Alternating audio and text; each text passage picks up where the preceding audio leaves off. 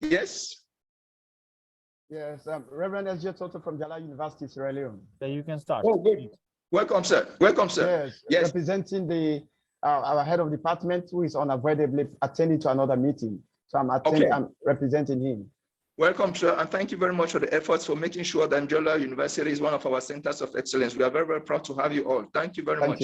Thank you. Yeah. So my name is Jokam Divine. I'm calling from Cameroon. I'm actually the founder and executive director of Climate Smart Agriculture Youth Network Global. I'm indeed very, very pleased to have all of you here today due to the short notice, but we were able to make it. So we have this official launch of the virtual academy platform. Of course, last year we launched the academy as well itself, but this time we said, okay, how do we ensure that the academy is somehow sustainable and impactful as far as the SDG 2030 or the Agenda 2030 is concerned? So we decided to come out with an e-learning framework where we shall be making sure that we address the impact, the post-COVID, because it taught us that we have to move from analog to digital. I mean, that was a positive outcome of COVID from us as young people. That's what we saw. We're very mindful to ensure that we try to tap into this missing link. So we want to say that we are very, very happy, very, very delighted. We have 3 different agendas. We have 2 different frameworks. We have the VIP, which is made up of the vice chancellors, the ambassadors, and equally the principals of and the high and UN agencies represented. And then later on, we're going to have a second segment where there's going to be much more of interaction between the centers of excellence in the various universities. And of course, I have to echo here that we are over 47 centers of excellence globally, from primary, secondary, tertiary, and university level. So we are very, very indeed happy. And I think we equally have the slides that are going to be portraying how many centers of excellence per country and per region, and equally per continent. We are so glad that due to your busy schedule, the excellencies ambassadors have been able to make it. We actually invited 4 of the ambassadors, including Estherine Cousin, but she was at the last minute due to her busy schedule. Of course, as you all know her, she was she just said, oh, really, she will just have to get the recording. But I'm happy that the agenda was somehow, the men took over. Ambassador Stéphane from France, Ambassador Mehdi, the PR Cameroon to the Rome-based agencies based in Rome, and then you have Ambassador Hans, which you all know was supporting us right from inception. So with this, I don't know if Ambassador Hans is already here. I don't know if he's here already, but Martha is here from UN Habitat. Thank you very much, Martha, for honoring our invitation. So I'm going to start off directly. Mr. Domenico, can you project the interview?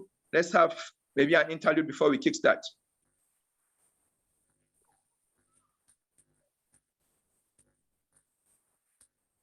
Welcome, Jon, from UNFCCC Secretariat.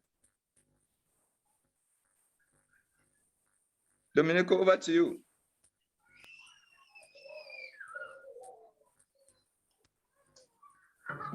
I want to see young people at the center. I want to see persons with disabilities at the center. I want to see indigenous people and equally women at the forefront of the summit. Yeah, and equally the refugees, because most of them actually, they don't have access to that. So how can we make this happen? By setting up a working group for each of these working groups right after this pre-summit and beyond, so that we can have a comprehensive monitoring and evaluation framework to achieve the SDG and 2030.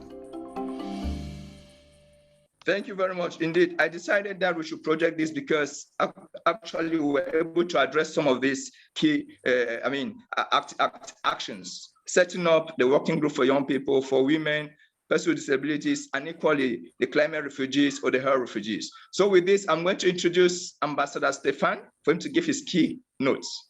Ambassador, you have the floor. Thank you very much. It's good to see you again. Actually, we met when I was ambassador at large for the preparation of COP21, and we've been in touch ever since. And I just like to see, I'll be very short because unfortunately we'll have other meetings to attend. I'm a local elected official of my little village.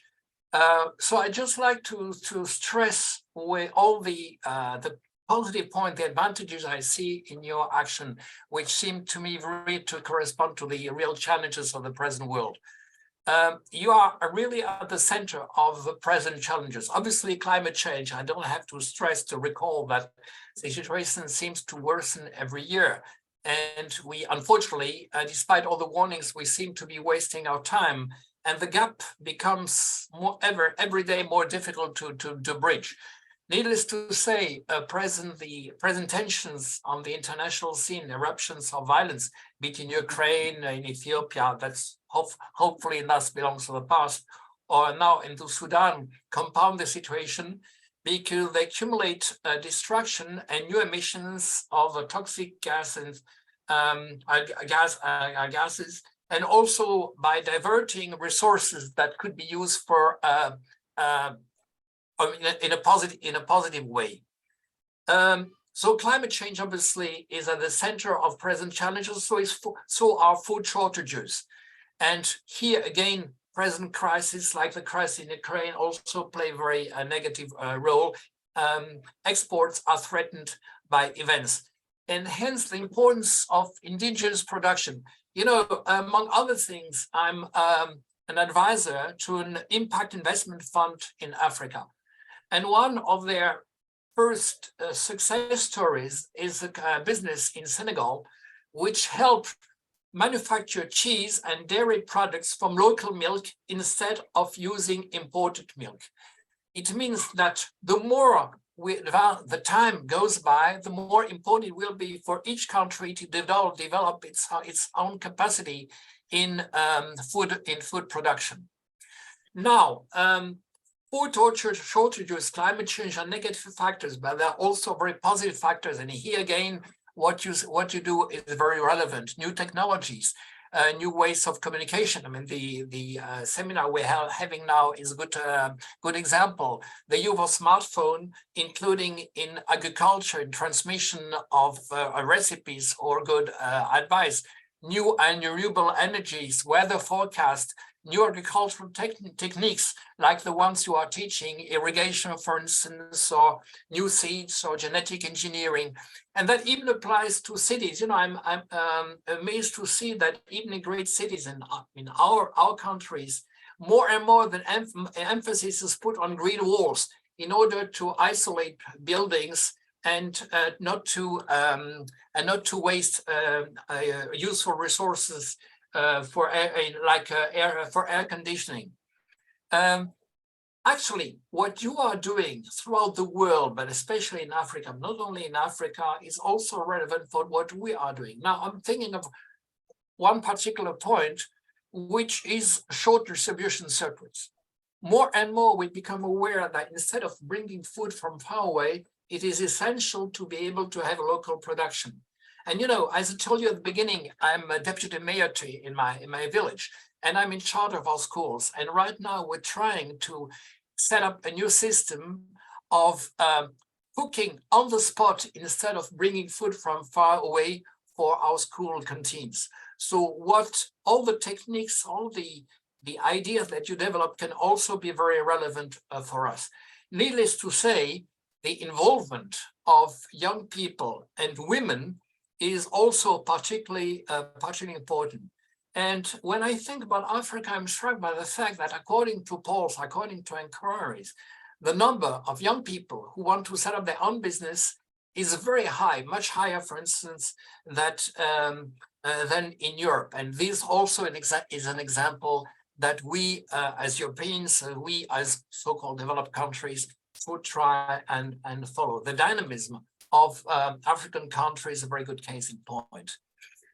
Now, this event we are introducing right now will be very useful because it will enable people to compare the experience, to compare lessons learned, to learn from each other. I was very impressed to see that after a more modest start now, you are present in 170 countries. I mean, this is really amazing. Congratulations, Divine. What you're doing is great. And I'm sure that more and more people will benefit from what you're doing. Last point I would like to stress is the emphasis you rightly put on the use of local languages. I mean, I'm sure that it's particularly relevant in Cameroon.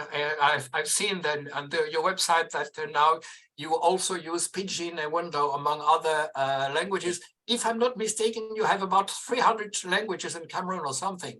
You know, absolutely. I served in Ethiopia. In Ethiopia, they have only 80 languages. So Of course, some languages are spoken by many people, some languages even internationally, even my own. Actually, I'm glad I'm retired, because if I was still an active diplomat, I would not be allowed to speak English. No, I'm just kidding. Well, not entirely. I hope that French will still be used in similar fora. But the possibility, the ability to use local languages to communicate with the people is still relevant. For all those reasons, I can only applaud what you're doing, encourage you to continue. And even though I cannot participate in the rest of the meeting because I have other things to do, I will follow what you're doing with utmost attention. And thank you for associating me with this event. Good luck. Thank you. Thank you very much. Thank you very much, Ambassador. You're really impressive. We have gained a lot. I mean, where we are today, I will recall that you have been very and tirelessly supportive in advising me and advising our team on what to do and how to move this challenge into opportunities. We're really grateful, Ambassador, and we are thankful and we remain indebted to you. We are recording this session. We're going to share the link with you once we are done, so that you can equally share that. And of course, I was happy when you mentioned the fact that we are actually the scaling up of the agenda. You're happy to actually endorse it in France and your community. We'll be very, very happy to have a center of excellence within your community where you are the leader in your community. So we are really, really happy. Thanks very much for all the opportunities. Thanks very much for all the inspiring and encouraging words. With this, I want to give the floor to Ambassador Mehdi.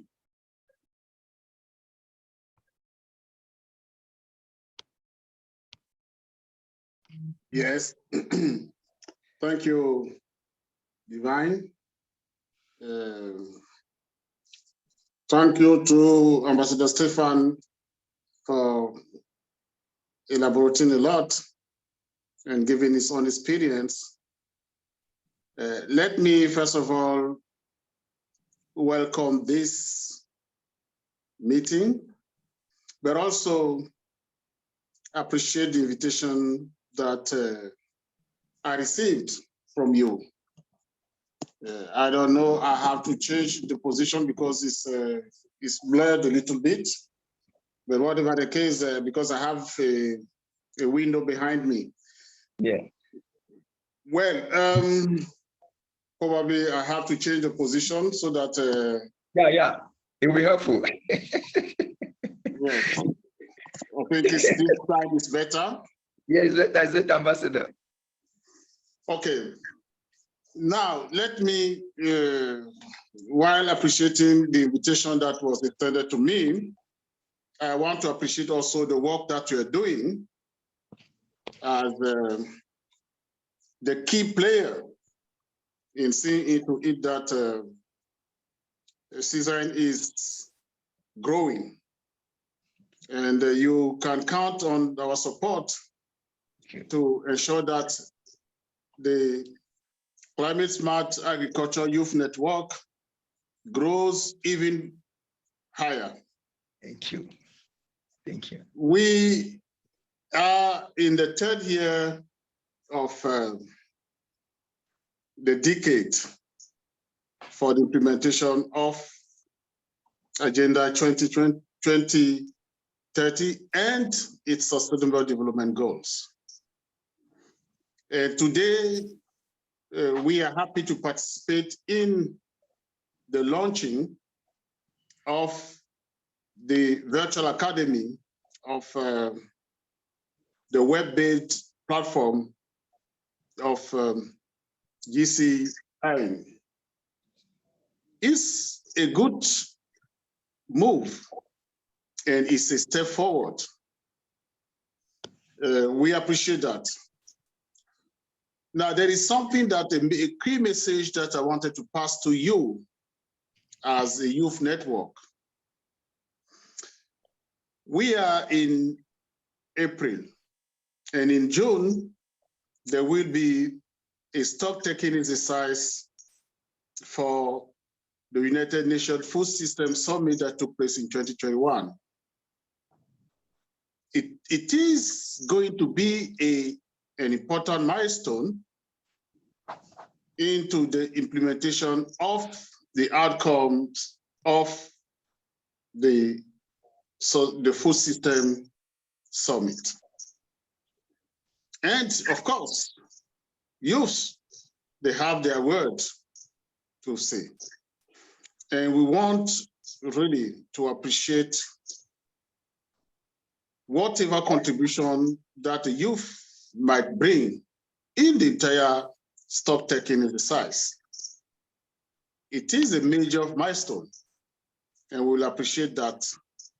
Please make sure that with your participation, no one is left behind. And we want to ensure that we can accompany you with the kind of experience we have, and also helping you into this process of having a worldwide virtual academy, which will certainly deliver much into the education, training, mentoring, and name it, that you have to undertake. And today, certainly I will not be present during the entire event, only this opening ceremony. But I wish you all the best, and look forward to receiving the proceedings of this meeting. I thank you very much, and God bless you. Thank you very much, Ambassador. Yeah, just a follow-up. I'm very, very impressed. Of course, you are one of our global supporters. You are right there. Since we met, you are always the first supportive. You made mention of the stock taking event coming up in June. Of course, there are the events actually going on. The one in Africa, which was held in Niger, I was personally present with all the UN resident coordinators, and then the Deputy Secretary General Amina Mohammed. They were out there in the hall, of course, with Stefanos, who is the lead of the coordination hub. Then right now we are preparing our colleague from India, who is actually leading the hub in Asia. Is going to go to Vietnam. Is actually going to go to Vietnam for the process for the Asian continent. And then concerning the summit coming up, or the stock-taking event, we are working tirelessly with all the RBAs in our various countries to make sure that we strengthen participation. I thank you very much for adding your voice to ensure that we all be part of this milestone and this important event. And you can recall very well that I was one of the Food System Summit champions, where we actually organized the maximum number of dialogue across the world, and we brought in traditional rulers from communities, and of course we were endorsed right there in Rome, where you were present as the best champion. You were right there, and that's where you brought us the collaboration between OCP Africa. And OCP Africa last year sponsored a whole side event for GCSAYN at the LGRF. So I want to thank you for that. We can't really stay without appreciating and recognizing this tireless efforts of yours. And of course, by the grace of God, I'll be coming over there for the GACSA annual forum next 2 weeks in May. Yes, where I'm actually giving some key statements on behalf of GCSAYN and the network. Thank you very much, Ambassador. With this, I don't know if Ambassador Hans is here, but I think he's going to, yeah. Okay, he has joined. Ambassador Hans, how are you? Very good to see you, Javine, and all of you. Great audience. Yes. I think you have all your counterparts from Rome. You have Ambassador Mehdi right there. He just ended his statement, and I said, okay, why not focus with the Rome-based agencies before we move to the various, maybe because we have WHO right there. Yeah, Professor George is there, who actually the liaison to the ECA and the African Union. So Ambassador Hans, so we know that you've always been there. While being the PR for the Netherlands to the RBAs, you have always been spearheading the youth perspective in all these declarations, as you likely said it. So we want to get just your few remarks, because of course, remember, you have to be the one to officially open this after the Vice Chancellors give their statements. I know you have a meeting. I know I'm aware of your meeting. So we have squeezed it in such a way that you'll be able to launch it officially, declare it open before you leave. So Ambassador, I'm giving you the floor right now for your key remarks. Thank you very much, Javine, and it's great to be with you with such a great audience. And from all my heart, I'm saying to you, we need you. Thank you. We need you for our future, not only for your future, but also for my future. And that's why I'm so proud always to be working with and for the youth and for new initiatives. Because we are confronted with, I think, an immense and never seen food crisis in the world. We are speaking about, of course, every time about climate change. And when you read the newspapers, we see every time in the newspapers climate change. But what I'm missing all the time is reflections on the food crisis. We have an immense food crisis. 27 years ago, we had the first World Food Summit here in Rome. And then we spoke about the crisis in which we are and that we have to fight for food security. We had at that moment 800 million people in hunger. And without action, we are now this year probably going above the 1 billion people living in hunger. This is the biggest tragedy ever. And of course, we know where it's coming from. We know that we are confronted with extreme and more frequent climate events. We know that we are still impacted by the COVID-19 pandemic. We know that we have consequences of the wars, not only the war in Ukraine, but also in Yemen, Afghanistan, Sudan, and others. We have soaring food prices and agricultural input crisis. We are confronted with overall inflation all over the world, every country. We have seen tightening of the financial conditions in most of the regions and increasing inequalities. Inequalities for women, inequalities for youth, inequalities between countries and regions. And that means that it's affecting in a very negative way the number of people in chronic hunger. As I said, we are going above 1 billion this year. We see the prevalence of undernourishment. We see that people don't have enough input anymore for their farms. And people cannot afford, families cannot afford a healthy crisis. So we are indeed in an acute food crisis and insecurity. But at the same time, we know how to find, at least we think we know how to find solutions.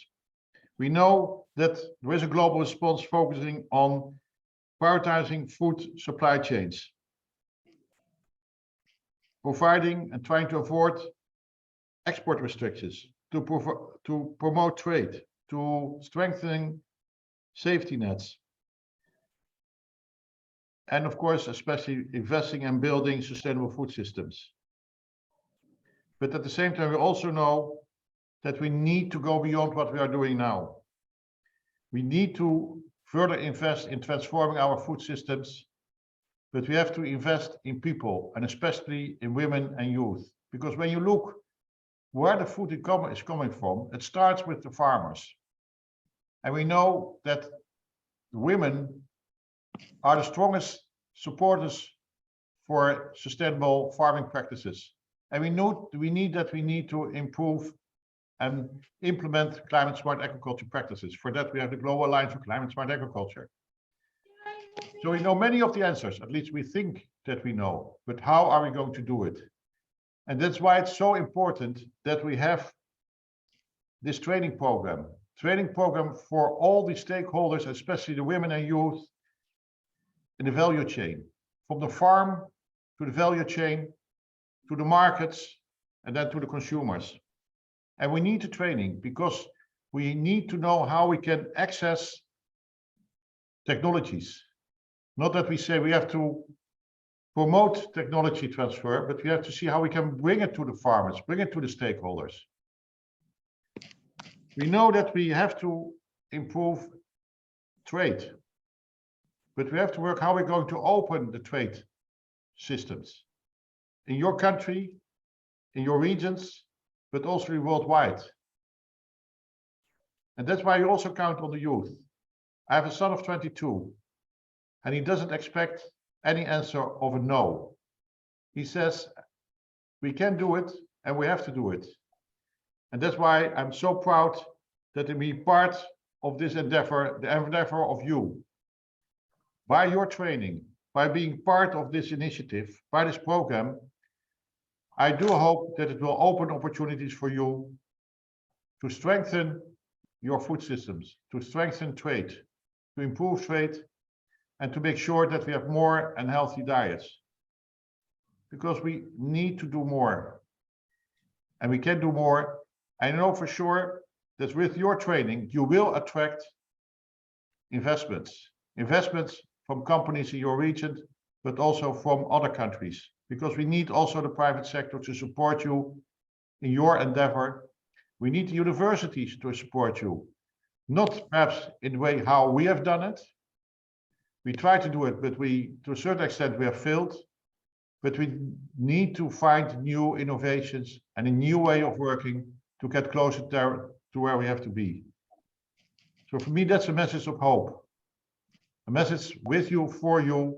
If we can do that, we can bring our goals and targets, which of course we are not going to achieve in 2030, but we can bring our goals and targets nearer for us, for our families, and for our future. Thank you. Yeah, thank you very much, Ambassador Hans. I know you have like 5 minutes to leave, so I'm going to give the floor to Professor George to give his remark. Then you just declare it before you leave, please. Yes, Professor George is actually working for WHO and is the liaison to the ECA and African Union in Addis Ababa. Professor, you have the floor. Thank you, Divine, and allow me to stand on existing protocol. I'm really very happy and honored to be part of this conversation today. So with the ambassadors, excellencies, leaders from different walks of life, and really celebrating this all of society approach that is one of the lessons learned from the COVID-19.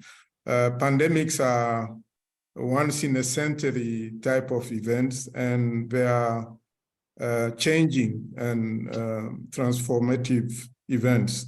I remember the HIV pandemic some decades ago, which led to really questioning the way of engaging on the development agenda.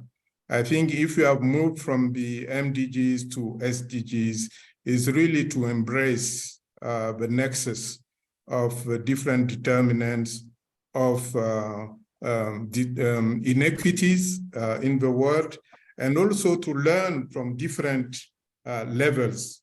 From the global level, what are the global threats, including climate change, it has been mentioned, the cost of foods, the conflicts, and also compounded crises, including with health and the issue of gender inequities and also poverty as a whole.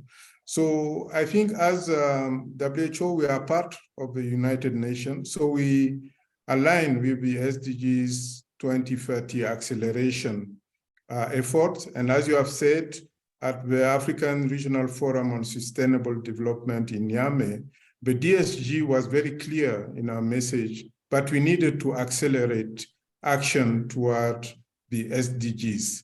This cannot be done without really investing in food systems. So the high-level event that was held last year, I think we need to embrace all of the conclusions, all of the roadmaps that were established, and engaging civil society, non-state actors is really key in that endeavor. I would like to link also that to the new narrative asking for African solutions for African problems, which is, I think, a commitment from the Assembly of the Heads of States of the African Union. And as partners of the African Union, and also as member state organizations working the United Nations and other continental bodies, I think we need to bring together this multi-sectoral approach, this all of society approaches, including localizing the solutions. And I think I was interested when Ambassador Stefan was talking about his role as a local government executive. It is important to move the agenda from the grassroots, from the last mile. And this is where the difference will be made. And this is why I think we often talk about youth for the future, but I liked the response of one of the champions in Niamey, sitting on this panel and saying, no, it's not youth for the future, it's youth for today, and even maybe yesterday. So I think this is an important investment in human capital. Integrating solutions from food systems, biodiversity, climate mitigation and climate change preparedness, pandemic threats, and other issues that are needed to be looked at with a knowledge-based and a fact-based approach. I think we need evidence-informed policies. We need to strengthen governance, including from the local level, national level, and see our national health development, food systems, and other plans are really anchored with strong platforms at different levels in countries. I would like also to mention that there was a high-level event on education. There was an education summit also last year at the UN. And to link that with this initiative, the e-learning is a transformative approach, is an accelerator. We need to link it with other digital solutions and innovations to accelerate the recovery from the COVID-19 pandemic, and also to invest in human capital, especially the women and the youth. For example, giving solutions to ladies or women producing so that they can access markets, they can get information, empowering the young people at local level so that they can also learn new technologies and new tools to accelerate the entrepreneurship and the involvement and creating, creating some solutions for the community. We had an initiative at the level of the health communities, community health workers. We thought that, for example, empowering community health workers with digital solutions and making them also entrepreneurs where they are living and serving the communities so that they can produce would be a game changer for rural development. I think this is a very important initiative that we need to link with this platform. At WHO, we have what we call Open WHO, which are open courses in different areas, including management, including preparedness and response to pandemic threats. These are the types of solutions that can be also leveraged to help the academy, the virtual academy, in its endeavors. I think centers of excellence are very important. One of the game changers in scaling up antiretroviral therapy was working with centers of excellence. We were able to work with experts in different countries on the continent to use simplified approaches to diagnosis and portable diagnosis, for example, for HIV/AIDS, and algorithms to address the needs of the people living with HIV/AIDS. This has been a transformative approach.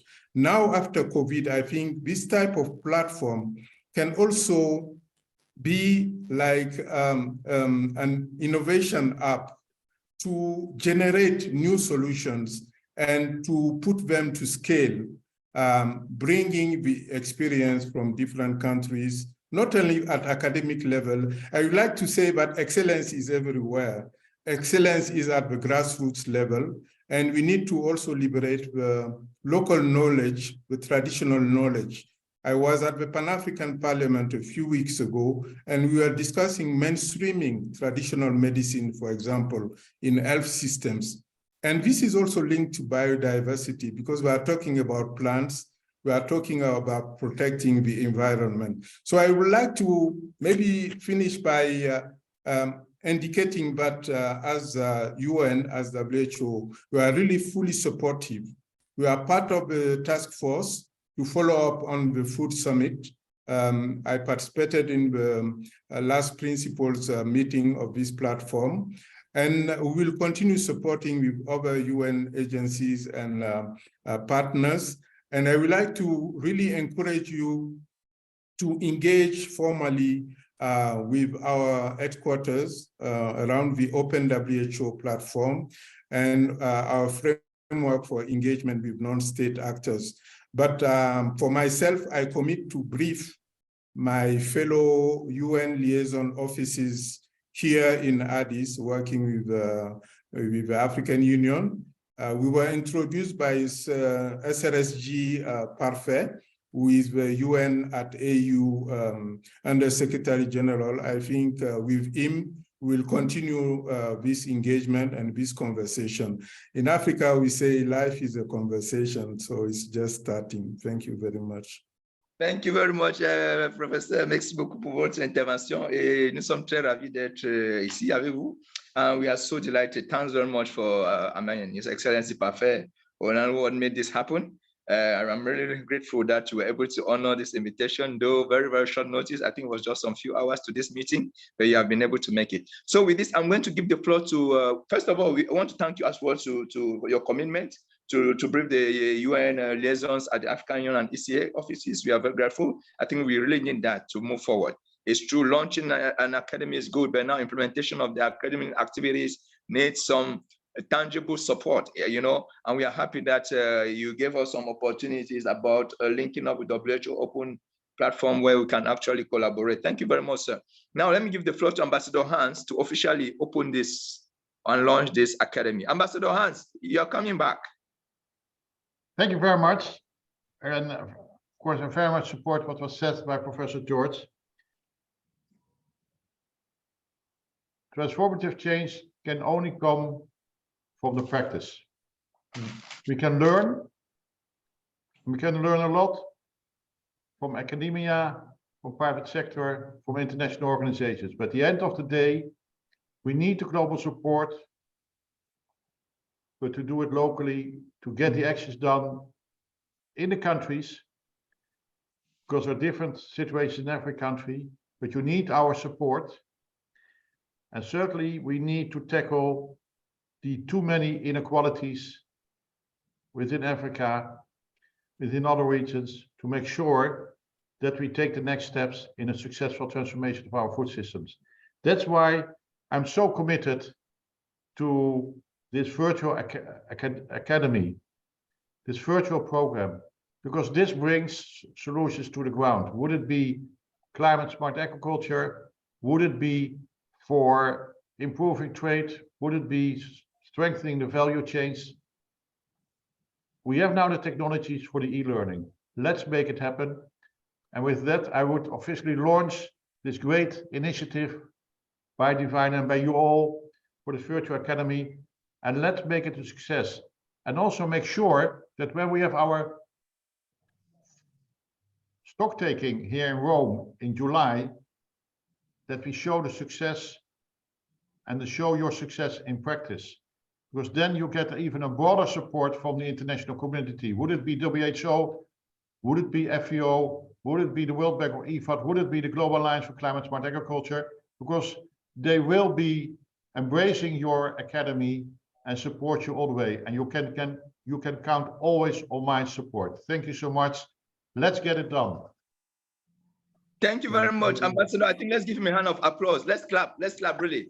Domenico, unmute everybody, of course. Unmute everybody. Let's clap for Ambassador for this very good opportunity. I think We are so grateful. So with this, we are going to release our ambassadors, our high-level ambassadors to go back to go to their various activities. Now I'm moving now to the vice chancellors, and the first vice chancellor that's going to speak. I don't know if Professor, the vice chancellor of LawTech,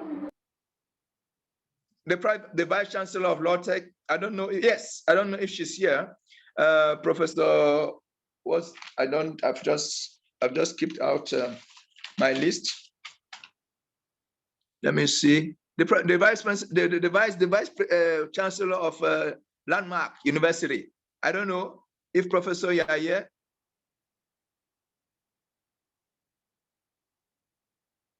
Okay, so I'll go straight to Jala University. I think we have a representative from Jala University. So, Prof, you have the floor right now to give us your 2 minutes keynote. Yes, sir. Is it Professor Toto or something? It seems he has dropped off. Let me give the floor. Let me give the floor to Professor Charles from UNIZIK. Okay. Yeah, thank you, Divine. I want to thank Climate Smart Agriculture Youth Network for the opportunity to be part of this network. By the grace of God, we are part of the Center of Excellence of this great network, and I'm very proud about that. I've listened very carefully to the high-level speeches by the ambassadors, Ambassador Stefan, Ambassador Mehdi, Ambassador Hans, and Professor George. And I'm just like I join others to say kudos to Climate Smart Agriculture Youth Network. On our part as a university and as those who have been privileged to be enlisted as part of the Centers of Excellence, we have looked carefully and we have articulated what we can do to support this initiative. First and foremost, we will be interested in enhancing the frontiers of multidisciplinary education and training, especially technologies at our undergraduate and postgraduate levels, using improved approaches that will be favorable to help combat or mitigate global climate change, and to become very positive about this create very positive change agents. Not only that, we feel that climate smart researches and product development will be a priority and something that will benefit our host communities and make their participation voluntary, so to say, and other institutions within the community and beyond. We also plan to sensitize the general public about negative climate changes by showcasing proven climate smart agriculture practices and products. Here at UNIZIK, Nnamdi Azikiwe University, we have a radio station, UNIZIK 94.1 FM. Is a community radio station that we think we're going to deploy actively to support this initiative. We will also be involved in info miming on environmental support tools from various research findings under our UNIZIK possession, and these are quite extensive. So by and by, we feel that we are going to have, and that's what we have already instituted now, a very viable desk office here at UNIZIK, labeled GCSAYN West African Hub, and this will be dedicated to serve as demo for our global CYN Virtual Academy. Generally, I want to thank Divine, my brother, and the members of this initiative for thinking about it. Like the other speakers have said, the youths are not actually for tomorrow, we are for today. And you can see how I'm dressed today. This is an initiative I've been doing. I'm dressed in t-shirt because every Wednesday in my university, we put on t-shirts so that to motivate our youth about community service, action. Everybody from the vice chancellor will wear our t-shirts to tell you that, different initiatives whether for climate change, smart agriculture, all our initiatives want to make sure that people look smart to accomplish this smart objective. So I want to thank you, and I look forward to February partnership with this initiative. Thank you very much, Divine. Thank you very much, my brother, Professor.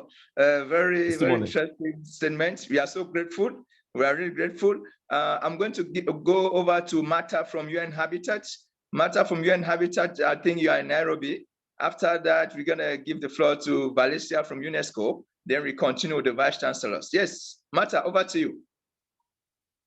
Fine, and hello everyone. I hope you can hear me well. I had some connection issues these days, but Yes. hopefully everything is fine.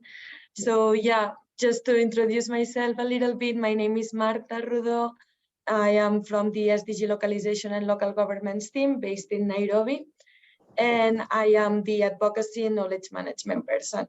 So first of all, congratulations for this launch. It is very exciting to be here with you all and to be surrounded by such an impressive group of speakers and partners. Today we are here for this academy, and for me this is a very important moment to see how this capacity building e-learning platform can be crucial for spreading knowledge in very different thematics such as SDG implementation. So I was very happy with the speeches that I heard before, because most of them, they talk about local action, local implementation, so in a way on SDG localization. So when we talk about SDG localization, we are talking about this idea of the importance of local action. We encounter ourselves in the midst of the decade of action, and we really need to accelerate our actions. And the only way to do that is to understand the needs and the priorities of our local communities. And our local communities involve the youth, involve women, involve everyone. And the only way to do that is to encourage and empower local and regional governments. When we talk about that, of course, we are not talking only about having the local and regional governments at the forefront of the debate, but it's about creating this coherence between all levels of governance, in a way, this whole of society, whole of government's approach. So that is what we as a team and as UN Habitat, we are advocating for.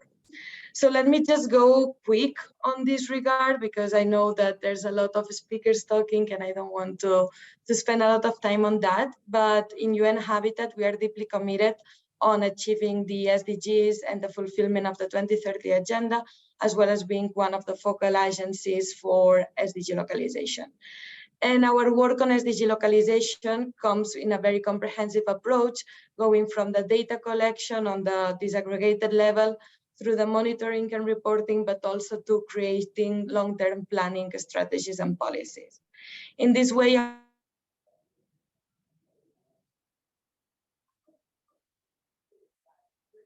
knowledge development, and one that I want to spend just a few seconds, that is the one on learning and capacity building. This one is basically what this e-learning platform is going to be.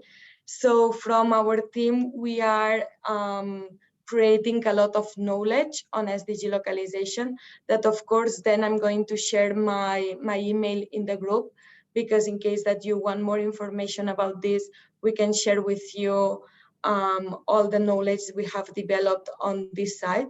And of course, let me say that we are very interested to see which is the possibility to upload all of these documents in this platform and see how we can cooperate on this regard. And last but not least, and this is very important because we encounter ourselves in 2023 with a lot of events coming and very important ones, we have the global and regional advocacy work stream. In this one, now from the 5th to the 9th of June, there's the UN Habitat Assembly. And in this assembly, one of the topics that they are going to talk about the most, like one of the specific topics, it's going to be SDG localization and multi-level governance, which of course, in a way, shows the importance of SDG localization in the agency, but also worldwide. So the site events application has already been closed, but a lot of events are going to happen on SDG localization and multi-level governance. So once we have a little bit more the knowledge of which are the events that are going to happen and so on, they are going to be uploaded online, but I will also communicate with you. And during this these days, there is also going to be the World Assembly of Local and Regional Governments. So it's going to be a very local action oriented assembly in a way, which is very, very encouraging. Then we are going to have the high level political forum. And in this one, a lot of local action is going to be featured also because there's the review of SDG 11 and we are also going to host some sessions on local action. And the same is going to happen on the SDG Summit in September, where a local action track is planned to happen. So this would be a bit of the overview of our work. And let me just end by congratulating another time for all of the work. And we are very happy to be here. I'm very happy to be here on behalf of UN Habitat. And of course, I'm going to share with you my email and everything. So please feel free to reach out. And this is just the start of very nice things. So thank you very much for having me here. And over to you, Divine. Thank you very much. Gracias. Thanks very much for being here, Marta. Thanks for always being present in all our calls and invitations. With this, I'll move from UIB Habitats to UNESCO. Yes, Dr. Valencia. Hello on my behalf too. Really being a pleasure here, having me as being part of this great networking. I will start a little bit introducing myself. I'm not going to take much of your time, too much saying, and hopefully we're going to have too much to do. You know, it's more than that to do than just talk about. So hello from Greece. This is my base. We're talking for global networking. So yes, I'm very happy to be part of the board of directors at the Global Climate Smart Agriculture Youth Networking. I'll give you a little bit of background of myself. More than 25 years of experience in sustainable ecosystem management with emphasis on conservation, seedling production, and biodiversity for our ecosystems. What you see at the photo of the background is Mount Olympus. It's the mountain of gods that is at the northern part of Greece.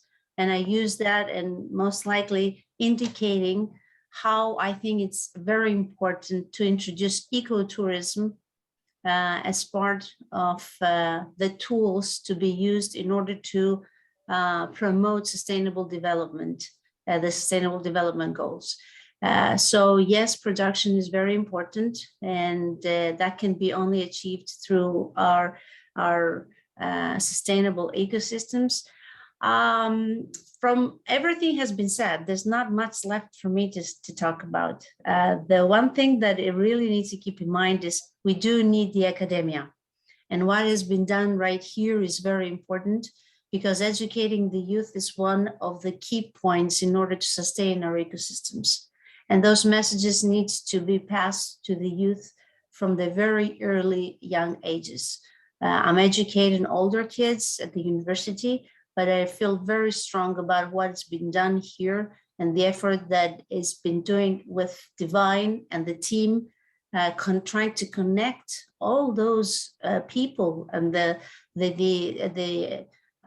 tremendous networking that has been created right here, aiming for the better off of ecosystems, but as well for humans. And I'm not only the director of ecotourism of the UNESCO Chair Connect, which is very important, but I'm also part of the IPCC, which is the Intergovernmental Panel on Climate Change, which is very important to keep that also in mind. So educating is very good. Educating on multidisciplinary levels is very important.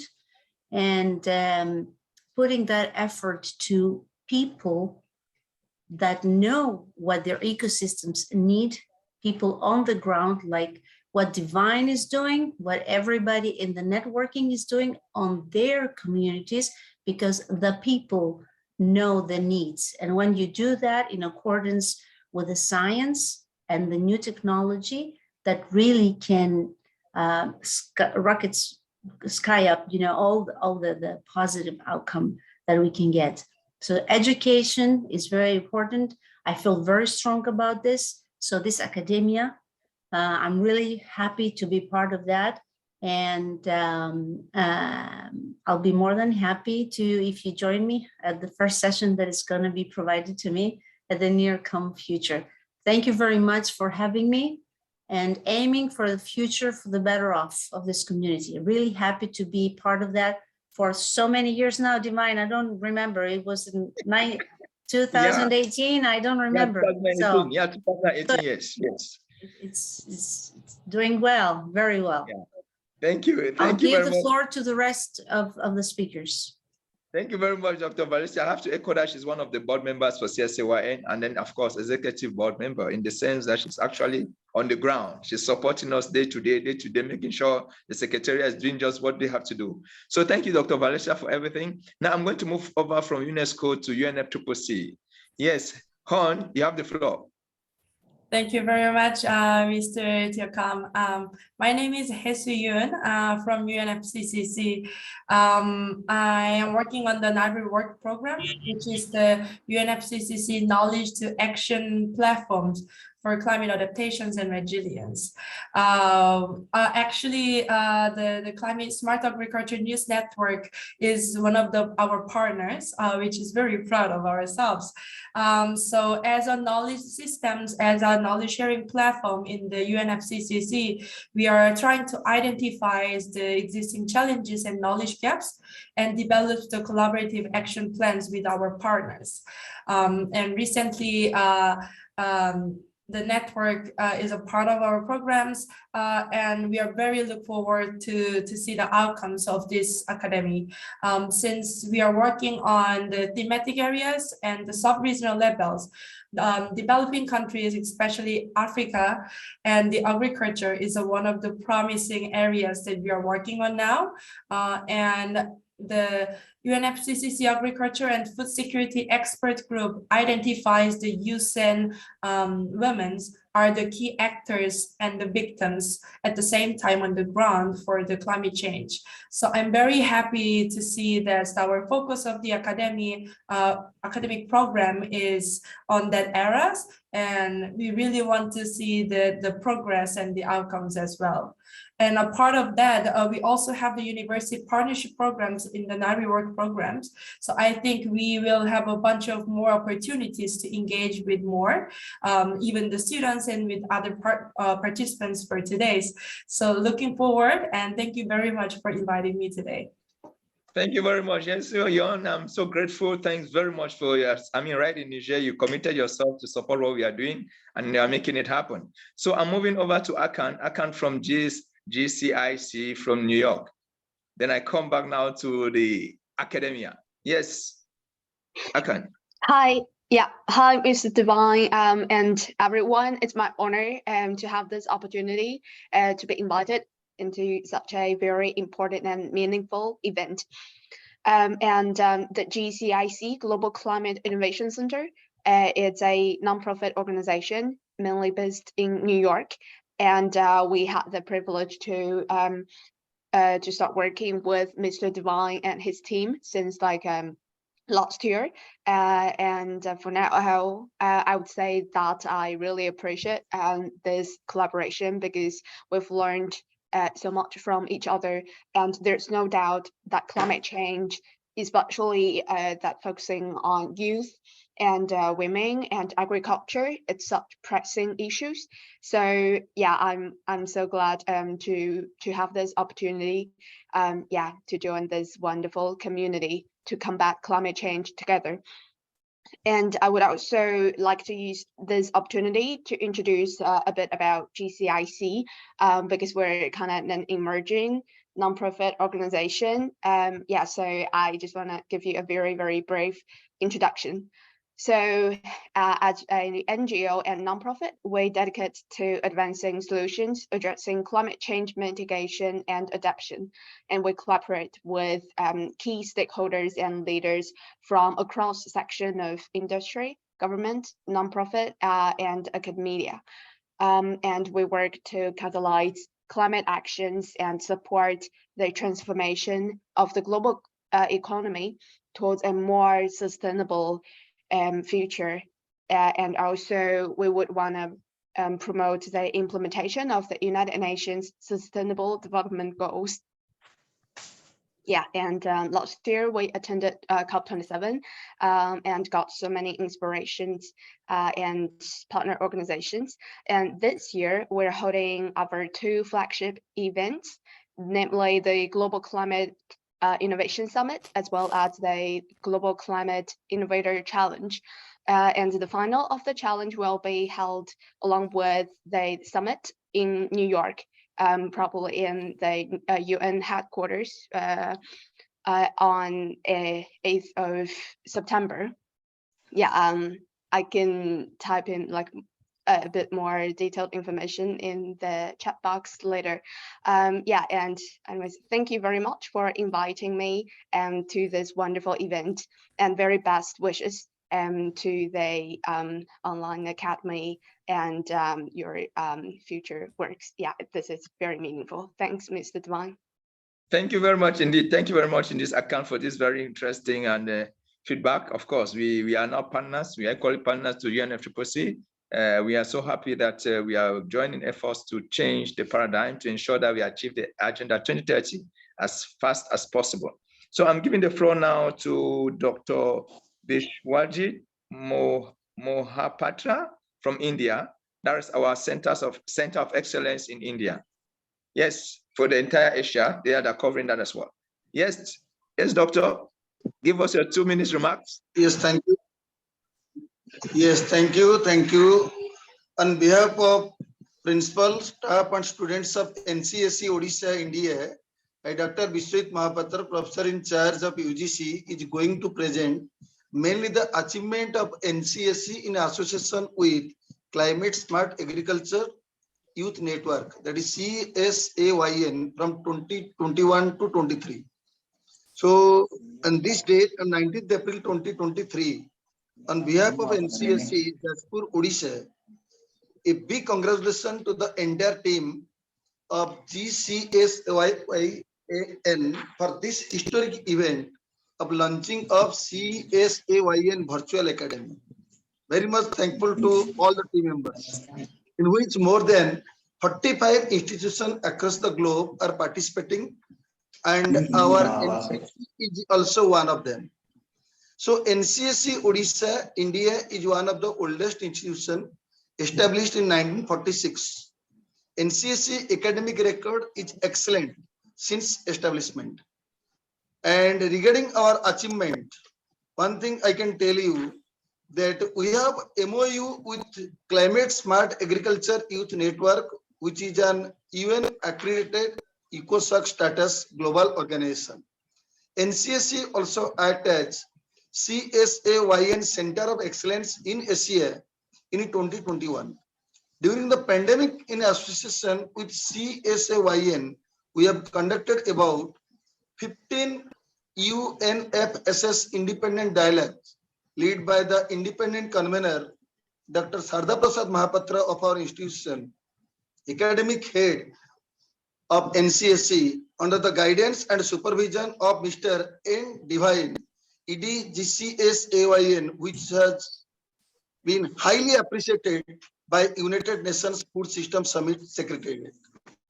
All the official feedback submitted are considered by UNFSS in preparation of synthesis report. About 100 students, youth of NCSE, are also a part of all dialogues, and they are also inspired by the speech of international scientists who had attended the dialogues as experts. In 2022 and 2023, about 6 students of NCSE are selected for the global internship program by GCSAYN. Our students and staff observed Earth Day, World Environment Day in association with CNN, GCSAYN, Stockholm, Sweden successfully. In recent years, our students participated in various plantations and its awareness program in and around the college campus on climate smart technology. We have developed an experimental garden with support from GCSAYN Secretariat, in which our students are doing their project work on various topics related to ethnomedicine, agriculture, soil enrichment, climate change and its issue. So thank you very much. We look forward to have more global events with support from GCSAYN in future. Thank you for the team members. Thank you all and good wishes for the Virtual Academy e-learning platform. Best wishes for this program. It will be helpful globally for the academic research and development. Thank you. Thank you. Namaste, namaste, namaste. Thank you very much, and thank you. So I'm going to move over to Dr. Jaffet, the Dean of Students from Egerton University. Doctor, you have your 2 minutes intervention. Over to you.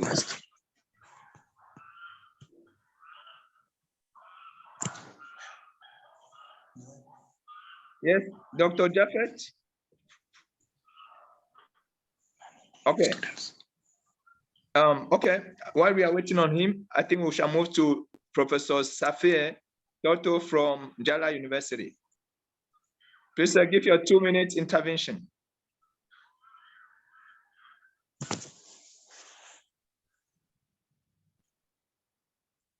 We can hear you. We can hear you.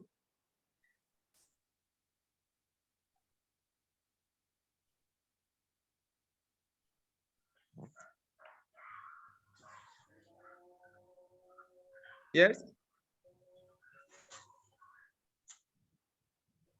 Professor, we can hear you. Perhaps we'll move a little bit. I'll move to Dr.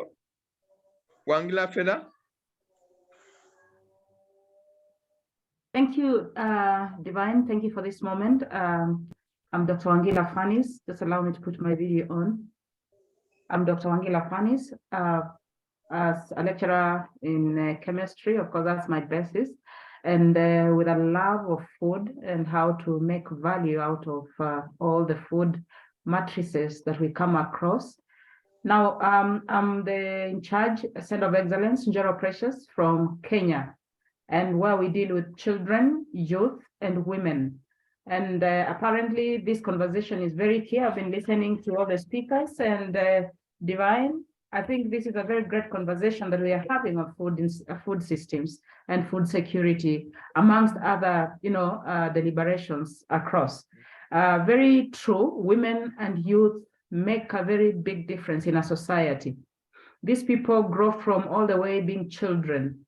What we feed them when they're children will deliberately bring out substance when they are youth, and even that when they are women within the society. I believe at Njoro Precious, when we are dealing with young people, even in the kindergarten, they understand that when I plant a tree, I provide shelter. When I provide shelter, there is rain that will come down. When rain comes down, I can be able to plant a seed for food, and I can feed my society. So this conversation is very key, and I am glad that you have brought in quite a lot of stakeholders that we may be able to define the direction where we need to go, much as we talk about these SDGs.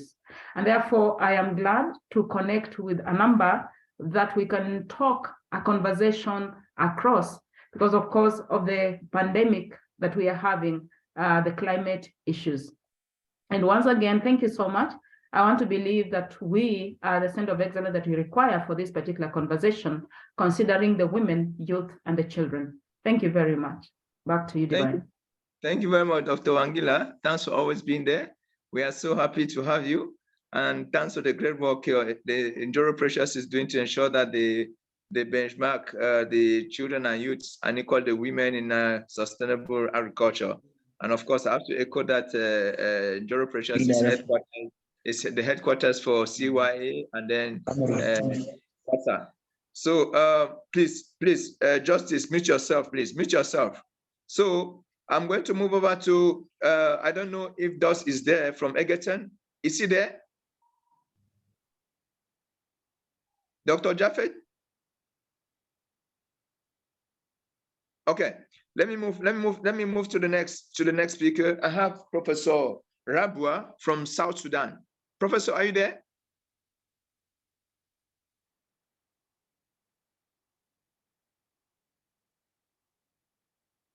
It seems there's a problem of connectivity. All right, we shall move to the next.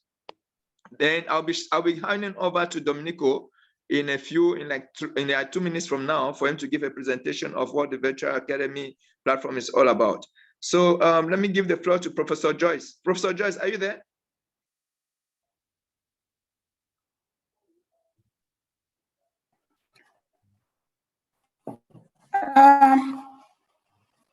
Thank you, Divine.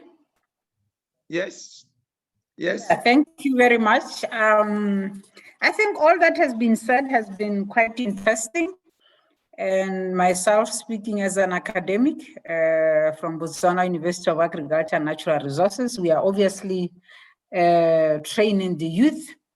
We have both a training center, which is for men, women, for farmers, but also the academic side, which is basically training students in agriculture and natural resources. So we are at the heart of climate smart agriculture.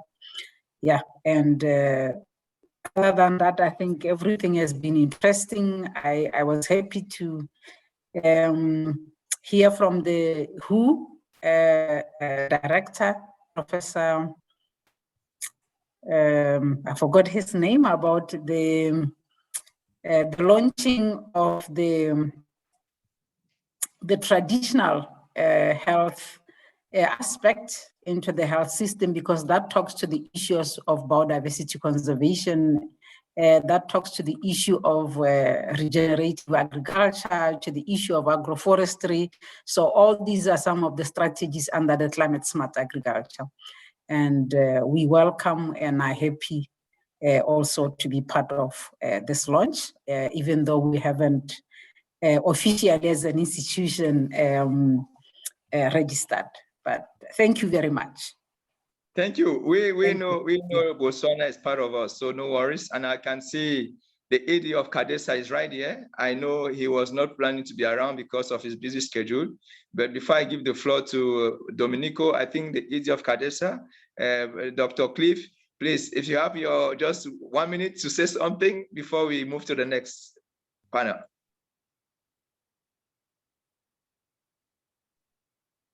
Good afternoon, esteemed colleagues. I'm very happy to be part of this meeting, really. I think even Divine is surprised. I came out of another meeting. So I want to recognize the ambassadors and professors and other distinguished experts and delegates who are attending here. As CADESA, we are a sub-regional organization of SADC, established by SADC member states who are supposed to collaborate research, agriculture research and development in the SADC region, but we also collaborate with other organizations even beyond the SADC region, in Africa and beyond. I think I will share our strategy and other documents with the CEO Divine, so that he can extend the invitation to partner with CADESA.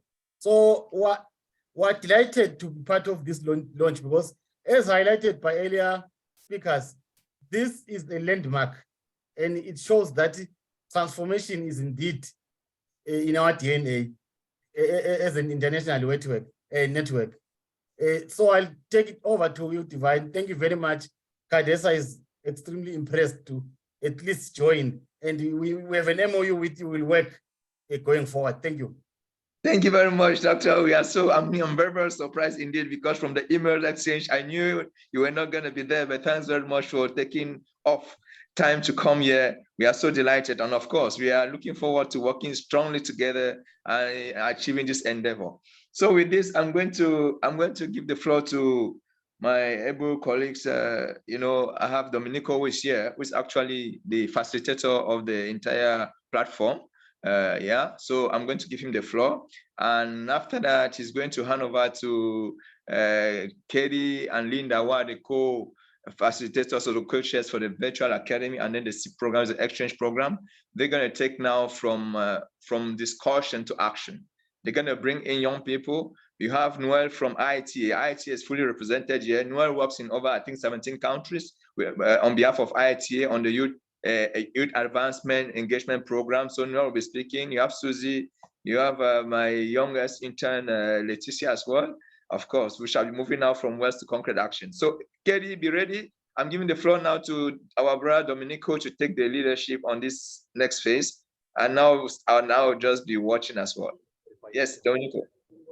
Thank you very much, Divine, and congratulations again for having set up such amazing call and all the works related to the virtual academy. Thank you also to the previous speakers, to Ambassador Hans, to all the ambassadors and speakers that has speak with before me. So I will be like brief, trying to introduce the e-learning platform, also a little bit on, we can say, the practical side and technical side. So we decided with Divine to accompany the capacity building path that all the inters are doing into the. A little bit of echo. 1 second. Okay, so I was saying that we decided to accompany the capacity building part of the virtual academy with an e-learning tool. Basically, an e-learning tool is an integrated set of online services that is on support of trainers, learners, and other involved person in education, and can help to like share information, tools, and resources in support to the learning path. So we set up this virtual academy e-learning platform. You can find the platform at this address. Then I will share also the address into the chat, with the goals to support the activity of the virtual academy, provide mentees and teachers a place where to exchange learning material in organized and interactive way, engage the community of GCSAYN in a fantastic path towards like capacity building, and to catch this opportunity in the full potential. So this is the like homepage of the digital platform, the learning platform, where you can log in. Every enrolled user has like provided by a username and a password. And then when you can log in by this interface, and then you enter into like the core of the e-learning platform that has like all the courses that have been activated into the platform all together, and you can select which one you want to like choose, and you want to follow, and you want to see the material about. So when you are clicking, for example, on one course, this is like the example of the data analysis with Excel. You are entering into the space dedicated to the course itself.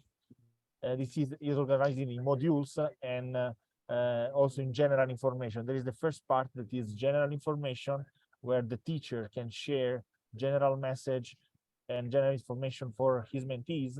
And then there is like the second part where the modules are listed, and where basically the material for each module is listed as well. Actually, the Virtual Academy e-learning platform is based on a technology that is called Moodle. Moodle is a very famous educational and e-learning technology. And actually, the Moodle technology is based on these 4 pillars, we can say.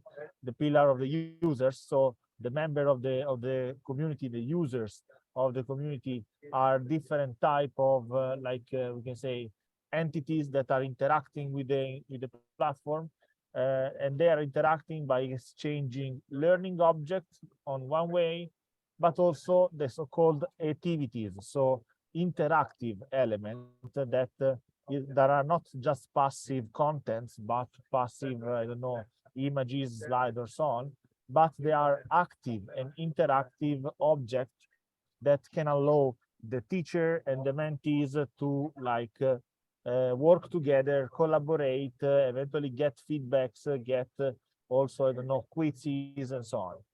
And at the very end, there is like a very elaborated, we can say, form of interaction that is the community of practice.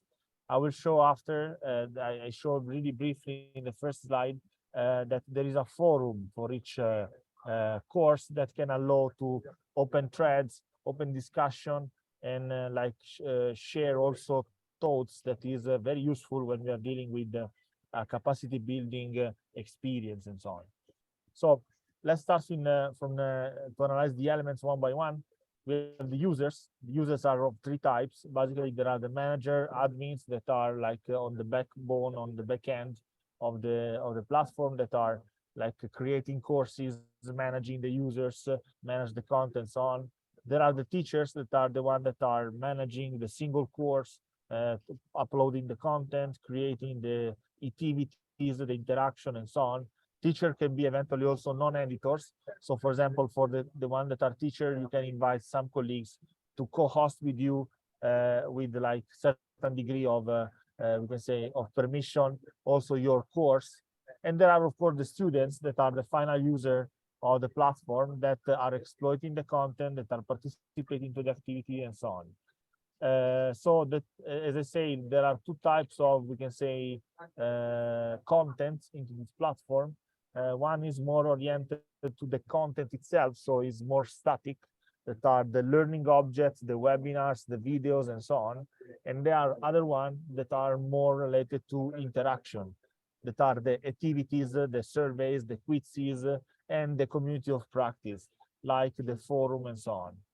So if you go, for example, then we will make a demonstration on real time.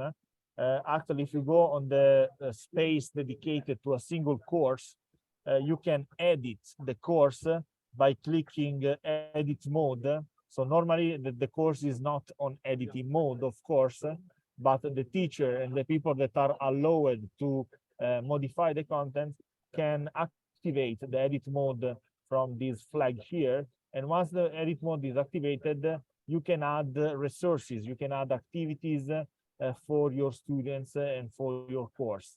And when you open and click on add activity, you can, as I said before, add different type of contents, not just one. And you can add a learning object, I don't know, a book, a file, a folder, a web page, a link, and so on. But also you can add some interactions, activities, for example, a quiz, a glossary, a workshop, or whatever. So it makes the interaction between mentees and teacher more proactive and more like, we can say, not just passive. And this is a very powerful thing of this Moodle technology. And as I said before, the very end and the very, we can say, innovation that this technology has is the community of practice. For each course, there is also a forum where you can share, as if you are a teacher, announcement, I don't know, appointments. You can launch threads for like common discussion and so on. And so this is a little bit a glance of the platform. I will maybe try to show it real time. So now I highlight the main elements, but I want to also share you online. So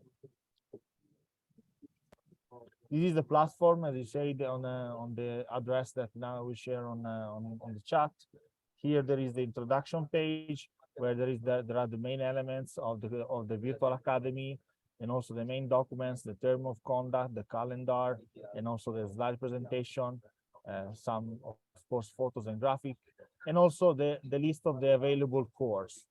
If you are going to my courses, that was the view that I was showing before, you can like have the full list of the activated courses, and each course is of course held by one teacher, one of more teachers, and so on. So if you are entering, for example, in one of these courses, let's go, for example, to the one that I was showing before. I'm here with data analytics with the Excel. And the course is divided into modules, and for each module there are dedicated materials. Here there was like the registration, the recording of this lesson in a video format, some screenshots, the slides, and so on. And if you are going to edit mode or not, so this is edit mode off, but if you're turning on, you can add also new resources and new things. For example, I can add a new file, and I can decide which file I have to add, and so on and so forth. And as I said before, at the beginning, there is also the forum where you can launch an announcement, you can add and launch a discussion, and so on. So this is really on a glance the platform. And as a last slide, I will share my contacts. If you have any question, any technical problem, any issues regarding the platform, you can contact me, and I can help you to figure out with the, we can say, technical problem. And thank you very much for the attention, and I'm here for responding to any questions. Thank you. Thank you very much, my brother Domenico. Indeed, yeah. Let me introduce Dr. Jaffet from Egerton University. Is the Dean of Students. Dr. Jaffet, are you there?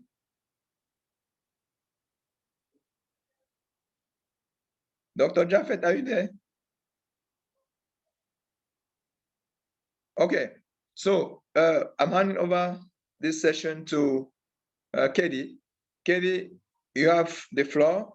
As we agreed, you're gonna give the floor to the next panel. You have Noel from ITA, who is gonna be the first speaker. And after Noel, you move on to Susie, and I'll be guiding you as you move forward. Yes. All right. Katie, over to you. Thank you so much, Mr. Divine. Greetings to our keynote speakers, from the ambassadors to the vice chancellors of various higher learning institutions, the founder and executive director, Mr. Divine Tionkam, our flagship leads, members of the Climate Smart Agriculture Youth Network, and of course our attendees. I am Dr. Phyllis Kidiboni Chembe, a co-chair of the Virtual Academy. And it is with great pleasure that I welcome you all to the launch of our new Virtual Academy e-learning platform. As we all know, education is a fundamental right and a key factor in shaping the future of our society.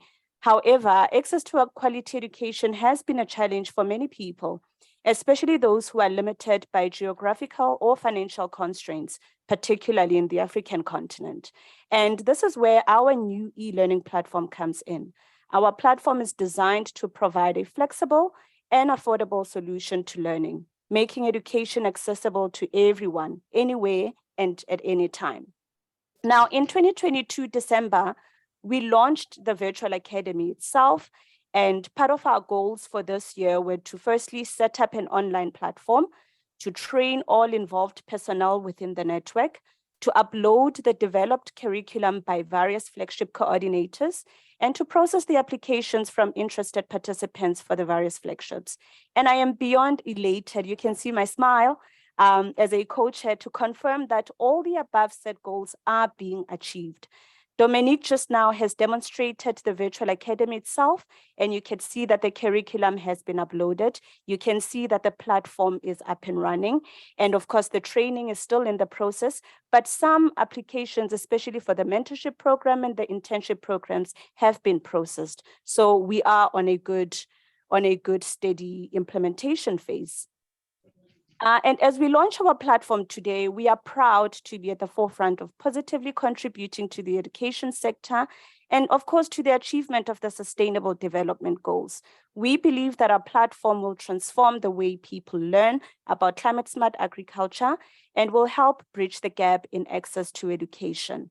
We are committed to providing quality education to everyone without discrimination, and we are excited to see the impact that our platform will have in the years to come. So today is about showing off and showcasing what the network has been up to. Mr. Domenico has already played his part. Now I want to call upon the various flagship leads to come and speak about their achievements within their flagships, and of course to also indicate to us how this e-learning platform will assist them in achieving their set goals. And with that being said, thank you, Mr. Divine. I call upon Mr. Noel Mulinganya. The virtual floor is yours, sir. Please tell us about the successes and how the platform will enhance you in achieving your set goals. Thank you. Okay. Good afternoon, everyone. So I'm so happy to be part of this meeting. So I received the invitation from Divine, and I was so excited to come and speak on my own behalf. But unfortunately, my director requested that I stand on his behalf, so I will try to be more official because that is, I'm standing on his behalf. But on a friendly way, we met with Divine, I think, more than 5 years ago. And we have been on the forefront fighting for the right of the youth to make sure that the voice of the youth is really going very hard everywhere in all the meetings, in all the continents. And it's really a pleasure and an honor to be part of this great achievement that have been done by Divine. So IITA, the institution that are representing the International Institute of Tropical Agriculture, is one of the 15 CG centers, which is at the consortium group for international agricultural research in the world. And currently, IITA is leading the continental directorate for the 1CG, which is the consortium for all those research centers working in Africa. The aim of those centers is really to do research to bring solution to agriculture problem, including livestock, aquaculture, crop production, but also to tackle the policy.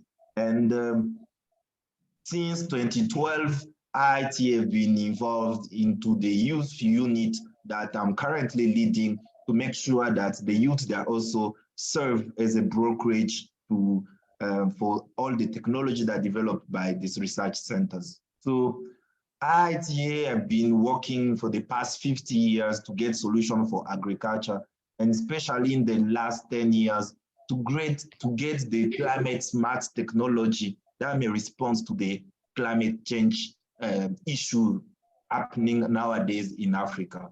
So it's really a pleasure to be associated with this initiative, with this platform, because for us, we are sure that the platform will help us, will become an additional tool to brokerage the solutions and the result of the research that have been done in the different institutions in IITA to alleviate the climate change effects on agriculture. So we have a quite number of solutions that have been putting abroad, and I will just stand on one. IITA is currently leading the program called the Technology for African Agriculture Transformation, which is an IFDB funded program under the Feed Africa program from the AFD. The aim of that program is to really link, to make sure that the technology or all the science developed by the research centers, they reach the hand of the farmers. So from the TAT1, from the first phase of TAT1, which ended last year, and we are already in phase 2, we reached over, I think, 40 million. We are targeting 40 million. So for 2028. So there's a number of around 4 million of African youth have been reached in terms of those accessing to those technology. So having a platform like the one that have been putting in place, it will be an additional tool to make sure that our youth currently, we are fighting to become the pillar of agriculture transformation, can use to get access to knowledge.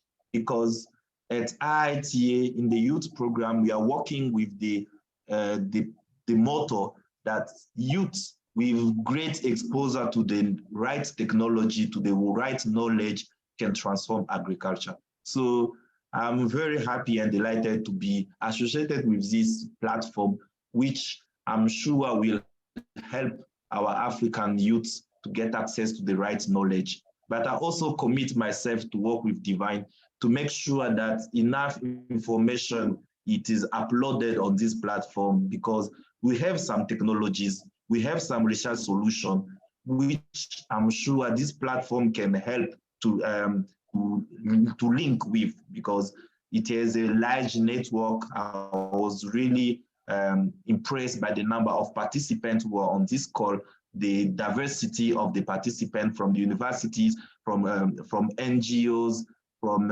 UN agencies. I think this platform can really help to serve as a brokerage for the different technologies that IITA, 1CG, and any other partner for IITA are developing, and they want to reach Africans. But also, I'm also opening to work with Divine and the Climate Smart Youth Network to make sure that also our youth they are also connected to this platform so as they can get information in this situation of the climate change issues. So I'm happy to have this platform. Congratulations, Divine, to have made this innovation, and looking forward to really get strong partnership in order to support our African farmers, our African youth, to reach the right knowledge to transform their agriculture and their livelihood. So thank you a lot. Yeah, thank you. Over to Thank you, Kelly. Let me bridge the protocol right now. I think Noel is not a friend, he's a brother. We started running together many years ago. And Noel, I'm so happy we last met again, I think in Kigali, last AGRF. And really, I have to inform you that I initiated a discussion with your DJ in charge of partnership, and he's very, very impressed. So I think with your enhancement, we can actually get this partnership happen. Thank you very much indeed. Thank you very much indeed. And of course, with Titilayo, we have been able to submit a very big proposal together with the consortium, McGill University, GCSAYN, and other partners, Wageningen University, which is a very, very huge grant. So we are hoping that by the next 6 months, we should get a response on this. So it's that we are very, very happy to have you. And I'm giving back the floor to Katie. But Katie, it seems to me that the Vice Chancellor of Landmark University and the Deputy Vice Chancellor of Port Harcourt, University of Port Harcourt, I've just gotten a signal. So will you permit me to let them in, let them speak before they leave? Then we continue with Susie, who is actually watching at me. Susie, apologies for that. We are coming back to you. So you are a member of the family, so we can always try to navigate. So I don't know, Professor. That's okay. Yes. So let me check. Let me check if the professor is here. So the Deputy Vice Chancellor of Port Harcourt University of Port Harcourt, is she here or is he here? Have any sound? Are you here? I don't have any sound. I don't know if you're... Oh, yes. Oh. Your sound, we are getting you. We can hear you. Oh my goodness. Katie, just 1 second. Let me check my chat box here.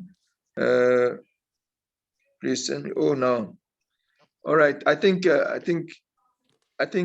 Susie, you can continue. I'll come back to them once I get a signal. Continue. Yes, Kelly, over to you. I understand you can hear me. Oh, okay. Yeah. I can hear you now. We can hear you. Yes, we can hear you, sir. We can hear you. Okay. I didn't hear anything you said. I just know that I'm supposed to say something. Okay, yeah. Okay. My name is... Yes. Okay. My name is Bio Pustiminale, Deputy Vice Chancellor, Research and Development at the University of Port Harcourt. Yeah. This is just to say hello to everybody and that I'm glad to be part of this organization and this event today. Thank you very much. Thank you very much, Professor. Indeed, we are so grateful to have you. No problem. Let me hand over to Katie. Let Katie continue her process. Then I try to link up with the other vice chancellors. Katie, over to you, please. Thank you.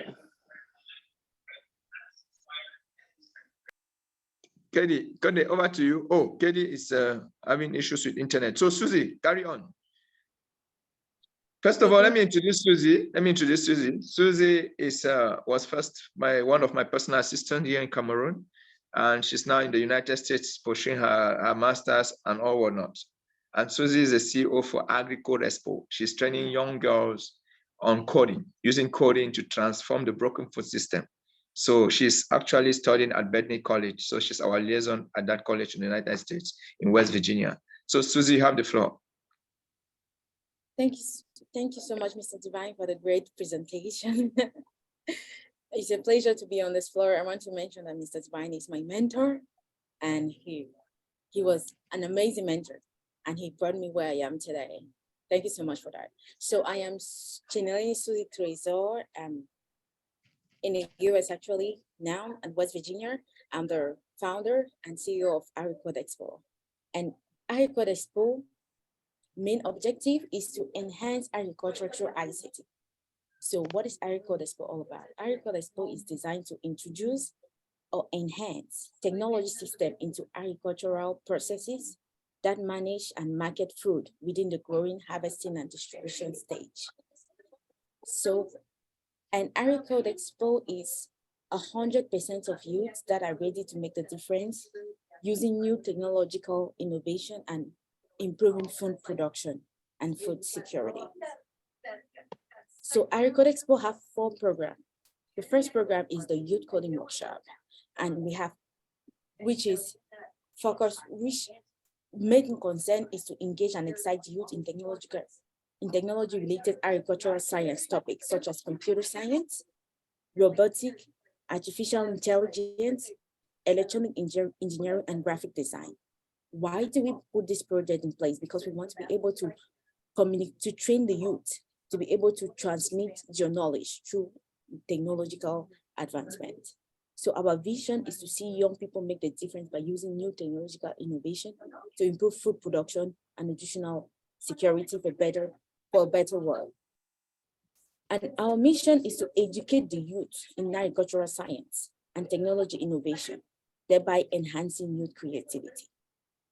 So the second program we have is the Women in Technology. We want to be able to encourage, to empower women in tech.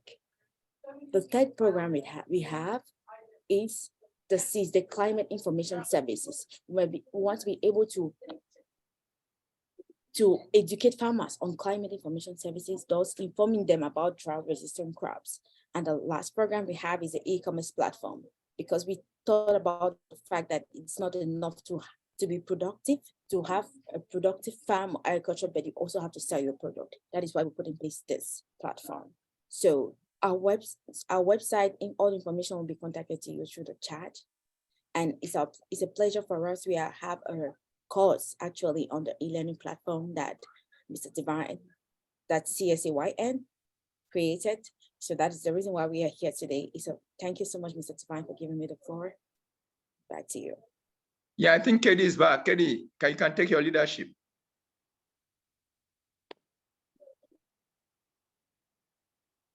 Hi, Katie. Katie, are you there? All right, I'm here. I was muted. Okay, good. Carry on. Thank you, Yeah. Susie, for your presentation. My apologies, I missed it. I had a few internet challenges. And next up, Antoinette, are you around? The virtual floor is yours to talk about your flagship, the achievements, and how this e-learning platform will help you in achieving your goals. Antoinette, is she around? Yes, I'm here. Yes, I'm here. Alrighty, over to you. Okay, good afternoon, everyone. Good evening, good morning. My name is Antoinette, and I am the leader for the agribusiness flagship. We have so far been able to reach out to few people through the internship program that is ongoing, to be able to teach them about agribusiness. That's what we have achieved so far. So we are also interested actually happy about this platform, because it means that we'll reach out to as many people as possible with regards to teaching them and training them about agribusiness. So far, we have been doing some projects, proposals as means of trying to reach out to other people in different places, especially where our network does not yet have a presentation or even has a presentation, but just taking advantage of the proposals and opportunities to be able to have this project reaching out to as many people as possible. So what we do in the agribusiness is so far training people about agribusiness, and we are utilizing the centers of excellence to be able to do that training through the facilitators who are there, who have volunteered to do that. So I'm excited about the virtual platform, because now it means that we do not need to limit ourselves only to just the centers of excellence, but that we have a wide range of reach that which we will do. So also the interesting thing is the Agribusiness Hub does not just talk about agribusiness, but also something that has been talked about over and over again during this meeting. And the one that which includes the thing that has been talked about in detail in this very same meeting about food systems. So we are also incorporating food systems in the agribusiness hub, training them and making sure that in the future we will be able to help achieve the sustainable development goals, to help youth issues that include employment, education opportunities, and all those. So yes, that's all I can say for now. Thank you so much. Thank you, Antoinette. I have to say to you, job well done. We are really proud of you. And without wasting any more time, I can see the time is moving. It's not waiting for anyone. Dr. Ibrahim Adam Ali from Somalia, the virtual floor is yours, sir. Dr. Ibrahim. Yes, thank you very much, and Teddy, and also the team and the ED. First, I'm thanking for this important and meeting, and also the high levels that have participated. Can we have your video on? Can we have your video on?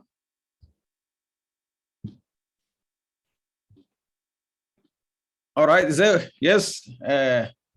Yes. Divine, I'm greeting you. Yes, thank you for the organization, for the organizing of this wonderful meeting, and also I'm saying hi to the high level and personnel and people like Ambassador Hanis and Dr. Mehdi from and representative of FAO and IFAD and WFP, again Professor George and Dr. Vasilia, Ambassador Stephen, and Dr. Marta Haptite, and also a representative from UFCC and the other guests from the universities and education centers and all of the think tank. Really, I think I see this very wonderful event because of it is the highest level that I'm participating.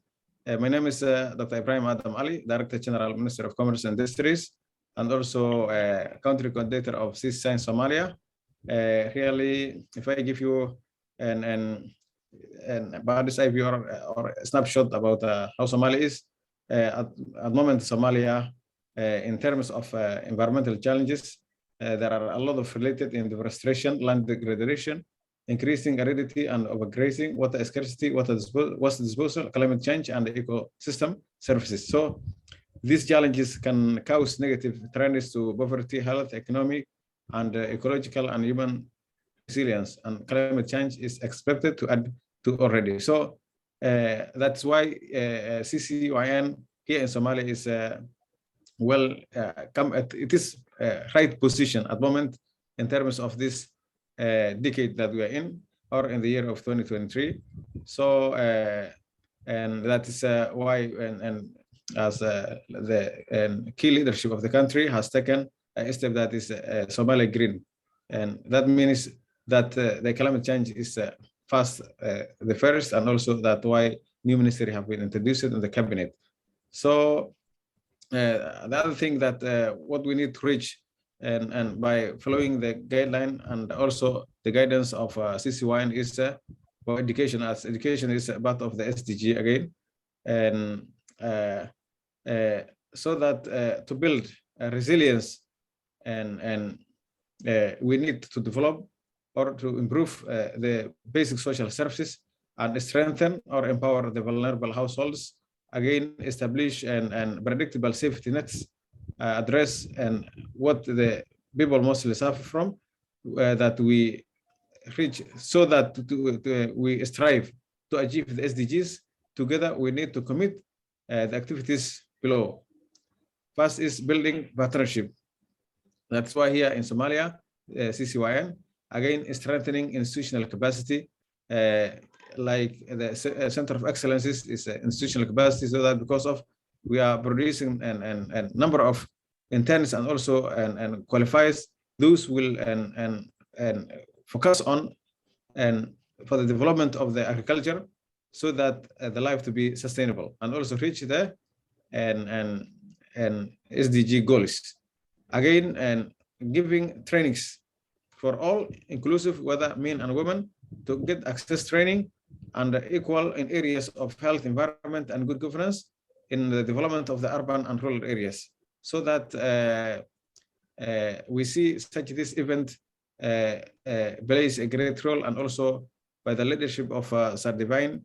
Really, we see that this meeting will share with our top leaders so that it become for us a gateway that we can do change, and also that we can make an excessive and campaigns related on SDGs and also the JIP and African Hub Somalia consultations. So thank you for your time. And also I see that very important persons are still sitting on their chairs. That shows that they give and consideration such this event. I say thank you again. Back to you, Edie. Thank you so much, Dr. Adi, for your presentation. Can anyone hear me? Yes, Mr. Divine, am I audible? Yeah. Okay, Yeah. perfect. Edie? Okay, perfect. Edie? Yes. Hello, how are there's you? Someone? Just to interrupt a bit, I'm seeing the Dean for Egerton University is there. You were looking for him initially. Thank you. Kelly, you can introduce him. Yes, already. Thank you, sir. Now I'll give the virtual floor to Dr. Jaffet of Egerton University. And he's representing, in fact, the NOTE Egerton University, which is the Eastern African hub for the Climate Smart Agriculture Youth Network. So, Doctor, over to you. Thank you very much. I start by saying that I'm very sorry I got confused because I thought the meeting was starting at 7. I had actually signed in at 5, but then I was told it's like it's starting at 7 Kenyan time. I'm very sorry for this. It's Dr. Feather who has alerted me that it is already on. I'm very sorry for this. Good evening, everyone. Good I hope you can hear me. Evening, Doctor. Good evening. Thank you very much. I am the Dean of Students, Egerton University. And Egerton University is located in Rift Valley province of Kenya. And Egerton University is an agricultural university. Most of our courses are agriculture and related courses. And I'm happy to report that our students have really embraced agriculture. And when they are in the university, they are taught many courses. But what I can say is that there are many challenges these students go through, because some of them come from rural areas where they practice agriculture. And in the process, most of them depend on agriculture for their school fees.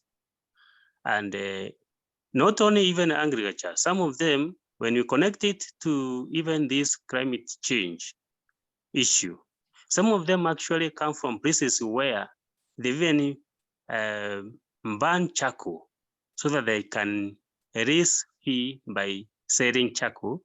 And you see, when you cut it down trees, then it is a serious issue when it comes to climate change. So some of them come from rural areas and they depend on that. Some of them are very needy, and we try our level best as a university to see even how to support them, because some of them come without enough fee, and then most of them depend on actually even agriculture. And as I've said, they even cut down trees and they sell, they prepare charcoal and then they sell. So we have very many in the cases, but the encouraging thing is that most of them, when they leave the university, they have actually embraced agriculture, which is very good. We have very many students who have passed through the university, and right now they are very busy practicing agriculture, which they were taught in the university. And that really encourages us as a university. So as the Office of the Dean of Students, we try our level best to encourage them so that they can explore their talents, their potential. And it is very encouraging to know that they have even come to know the importance of preserving or even planting trees, because they have been taught even in the university the importance of even having forest cover being increased in this country. We have been talking about forest cover, which is very low, around 10%. And they have been told that 10% is very low percentage, they need to increase, and they have embraced that. So if you come and see how they are doing when they leave the university, or even when they are on holiday, like now we are actually finishing our exams, and they are supposed to go on holiday for like 3 months, and you find them practicing in their rural areas, which is very encouraging. And these are the people that we expect them to bring the mitigation on this issue of climate change, because since they are embracing tree planting and other crops that are giving the money that they require in the university, then these are the engines who can be able even to bring better understanding even to the rural poor farmers, peasant farmers who are practicing agriculture.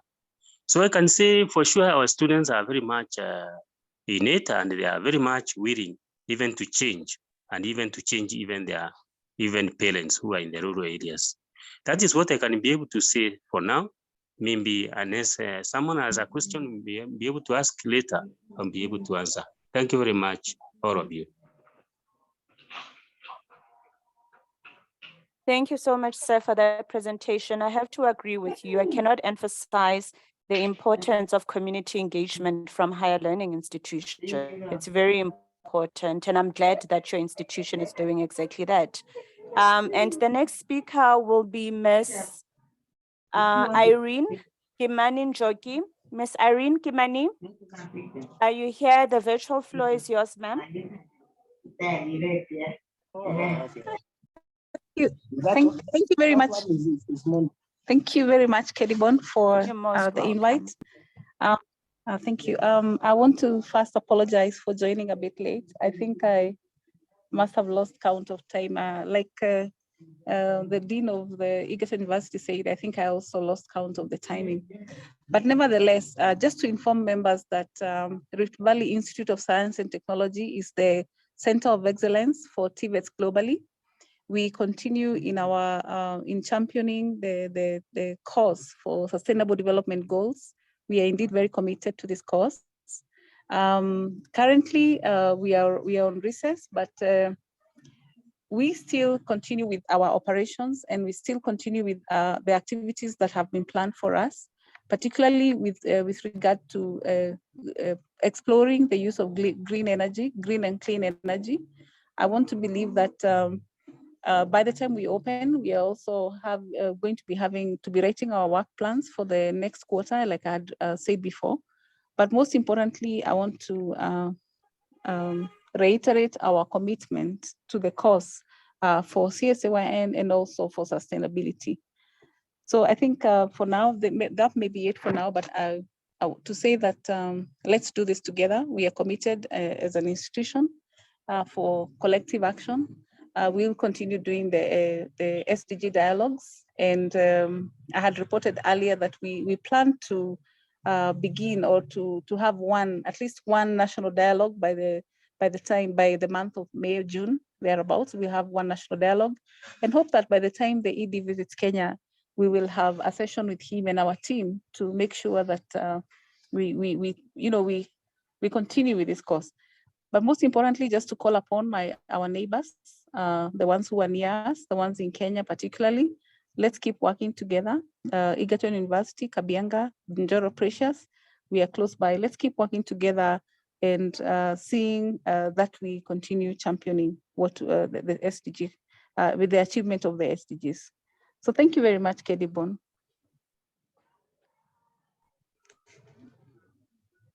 Kedi, before you give the floor to Ishmael, I think we have University of Kabianga right here, Professor Dr. Francis.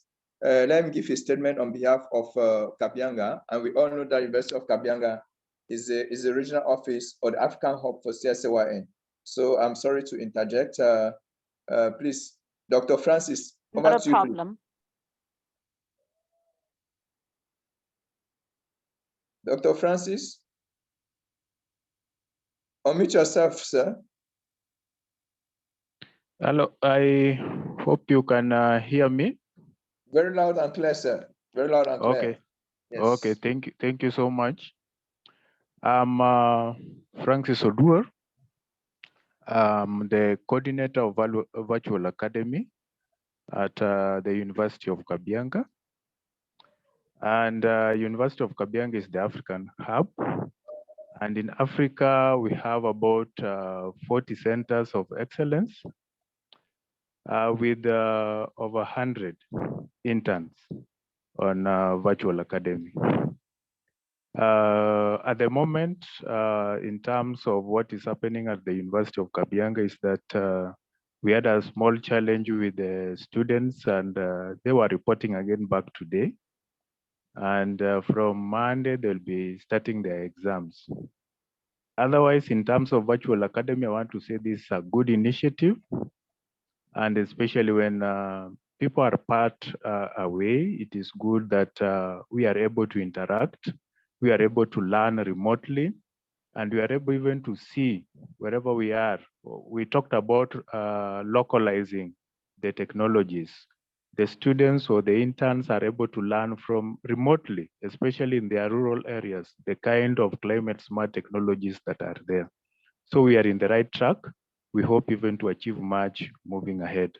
Thank you so much. Thank you, Dr. Thank you, Dr. Odur. We are very, very happy to have you. I'm happy that all the hubs are represented. And I think, if I'm not mistaken, Professor Bidwan is here. Professor Bidwan, are you there?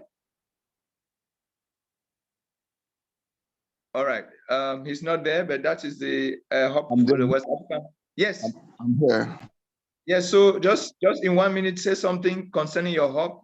How many universities from your hub are there? I mean, how many centers of excellence in your region, West African region?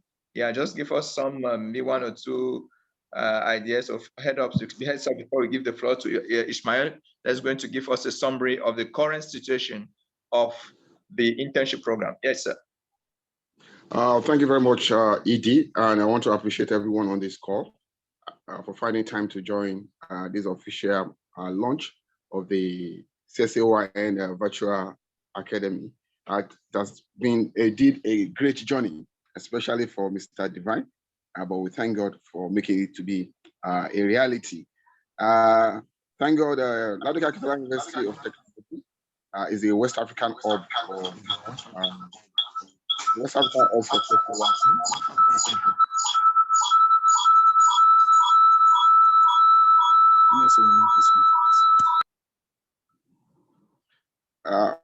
Like I was saying, Ladoga Capital University of Technology is a West African hub for GCSAYN, and presently we have universities from Nigeria, we have from Ghana, and some other. Apart from university, we have some secondary school and some primary school also, and also we have TVETs. So for now, we are still trying to make sure that we integrate all the centers of excellence together so that we can have a sort of situation whereby we work together in achieving our goals and our aims. So hopefully with this official launch now, we'll be able to integrate all the universities within the West Africa, and we are able to collaborate. And at the end of the day, we'll be able to achieve our goal, especially for our youth and students. Thank you, Mr. Edie. Thank you very much. I think my sister Kerry has requested I continue. I'm going to give the floor to, who is that? I'm going to give the floor to Olipa from the University of Zambia, that is actually serving as the SADC. They sent the hub for the SADC. So Olipa, you have the floor, please.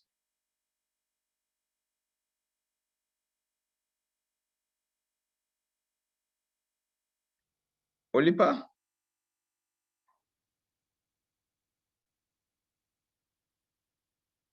Olipa, you are muted.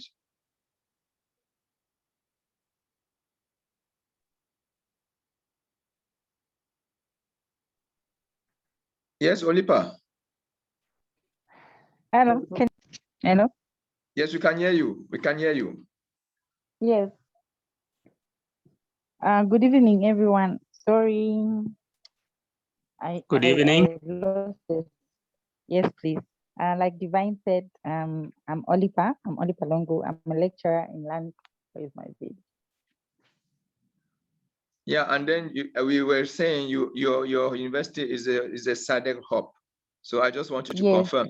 It's the hub, yes, for SADC region. And indeed, we have a number of center of excellences. There are 3 so far from South Africa, our university, and Botswana. But then we also have about 7 others, very active universities. And I'm trying to avoid to say what the others have spoken. It's been a long, I think 1.5 hours already. But I would like to just echo that I am very excited about this movement, Divine and your team. I wrote the message, congratulations for this successful launch. And it's a good thing that we have the youth and the women. On behalf of the university, it's an important partnership for us as a training institution and research and also public service in service and excellence. It's very important. And as we know, SADC is been hit with a number of challenges, among which the drought and the flood in Malawi. Who would think that there would be floods in Malawi, you know? So those are the issues that we're really now need to be ready to tackle. Those are the real climate shocks that we're having, the changes that we're having. And I like what the ambassadors said in the opening remarks. They said what we're looking at now is no longer the narrative of the youth of tomorrow. The youth today are what we're going to drive tomorrow. And then the children, I like that we also have schools on this network, because in our setup, there's a saying that says imitikula empanga, meaning that when you allow the trees to grow, that will become a forest. So we are carrying the children along to understand these changes and what we need to do. So I'm very excited and I'm very happy that this internship program is also part of this, which is also part of our flagship. And then just to conclude, I'd like to say that hello? Yes, we are hearing. Yes, we are getting you. I'd like to say that as SADC region, we've really hit the road running, and we're taking every opportunity to work together as a community. And having said that, we've had a number of engagements where we had to discuss and respond to calls, because there is no development without research and without outcomes that actually affect the livelihoods of the people. So we recently worked on an assignment where we answered a call. So I'm glad to report that. And I would like to just conclude by saying that that we're involving the youth highly in this network is a very cardinal point, and that together we will change the narrative of our food systems and our livelihoods, because the challenges remain, our general challenges remain to be the post-COVID, the instabilities, the financial challenges that the youth and women face. So with this, I am very certain that will definitely change the SADC region narrative and also on a global field. Thank you very much. Thank you very much indeed. Thanks very much for overemphasizing and sharing this narrative with us. We are so happy to have you. So I'm going to give the floor to the Vice Chancellor of Landmark University, Professor Aweru. Yes, Professor, you have the floor.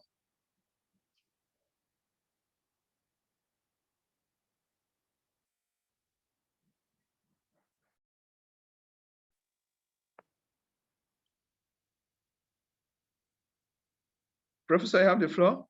Okay, let me move over to Professor Feather. Yes, Professor Feather? from Egete. Okay, hi. Good evening, good afternoon. Good morning. afternoon. Thank you so much. Number one, I can see my Dean of Students is here, and I want to take this chance to just comment through your office. The Egerton University is now doing quite a lot. We've been able to come up with quite a number of activities from what we have done and what we really want to do. For instance, right now we have brought on board experts from agricultural extension, and together we hope with the opening of the virtual academy that there are quite some areas of expertise, some curriculum they've been using, and also reaching out to the communities. And we want to use this to make sure that as our students open, that we should be able to carry out activities to higher levels. And as they are closing up, what we are also doing is we agreed that our interns are going to be our ambassadors in the field, and we are going to do a lot online so that we are able to reach far. And ED, I promised you, I've heard from ambassadors and the VCs, there is goodwill all over, and there is my colleague. I told you if you want universities, I'll give you links. So maybe today I'm in Kisumu. I've just been in one of the universities doing some examination, and this is my colleague. I want to bring the University of Maseno on board. I want her to just say hi for 1 second. Okay. Good evening, everyone. Good afternoon. Good morning. Good evening. My name is Dr. Good Karen evening. Orlando. My name is Dr. Karen Orlando. I work in Maseno University. I'm just happy to see you and listen to what you're doing. Actually, agriculture is the backbone of every economy, and I think I'm glad. Thank you. Thank you. Asante sana, karibu, chapati, and then ugali. Welcome. No, here there is a lot of fish. a lot of fish. Eh?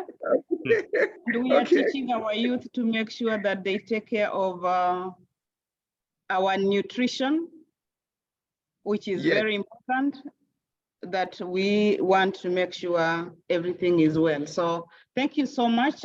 We hope to do a lot together. And for my dean, thank you so much for being here. Even if you take off, I know I am safe. Thank you. Yeah. So I'm going to give the floor to my colleague. I'm going to give the floor to my colleague Aishu from the United States. Aishu, please, I saw you online, and we can't end this. We are giving a statement because we started CSAYN together back in 2013, and you've still been there to today. So Aishu, please, just in 1 minute, give your remarks. Greetings, everyone.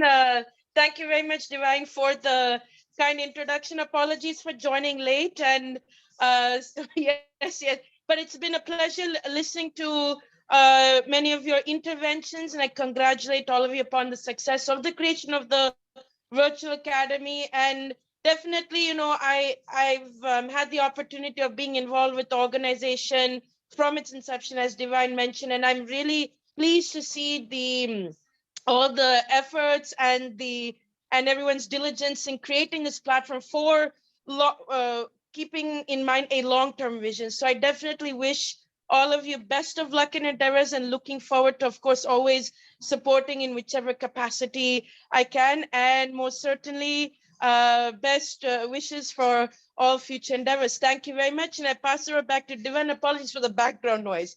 Thank you, Divan. I pass it back to you. Thank you very much. I still have another pioneer CSAYN founder here, Professor Obi. Professor Obi, you have the floor, please. I met Professor Obi back in 2007, and he has always been committed with CSAYN. He was able to set up the Center of Excellence. First of all, I want to say that CSAYN was set up in 4 countries, where Nigeria was one of them, and he was the lead to make sure that Nigeria is part of CSAYN. But I met him since 2007. Yeah, so he has been watching me move, grow like a child right up to today, so he can testify. So I'm giving you 1 minute, Professor Obi, to say a word. Yeah, good evening, everybody. I'm happy to be here. I joined this meeting by 3 p.m. dot. Even when my Vice Chancellor, Professor Charles Testimonial, made his own comment, and everybody who has spoken so far, I'm glad we are here today. But we are going a long way, and this academy is going to push us further, to achieve our aim. And I thank God for it. Divine, I want to thank you for your, I don't know how to, your resilience and your persistence. And, the GCSAYN have transformed from the, from inception to today, where we are today. And I pray that God will help us. We are going to achieve more.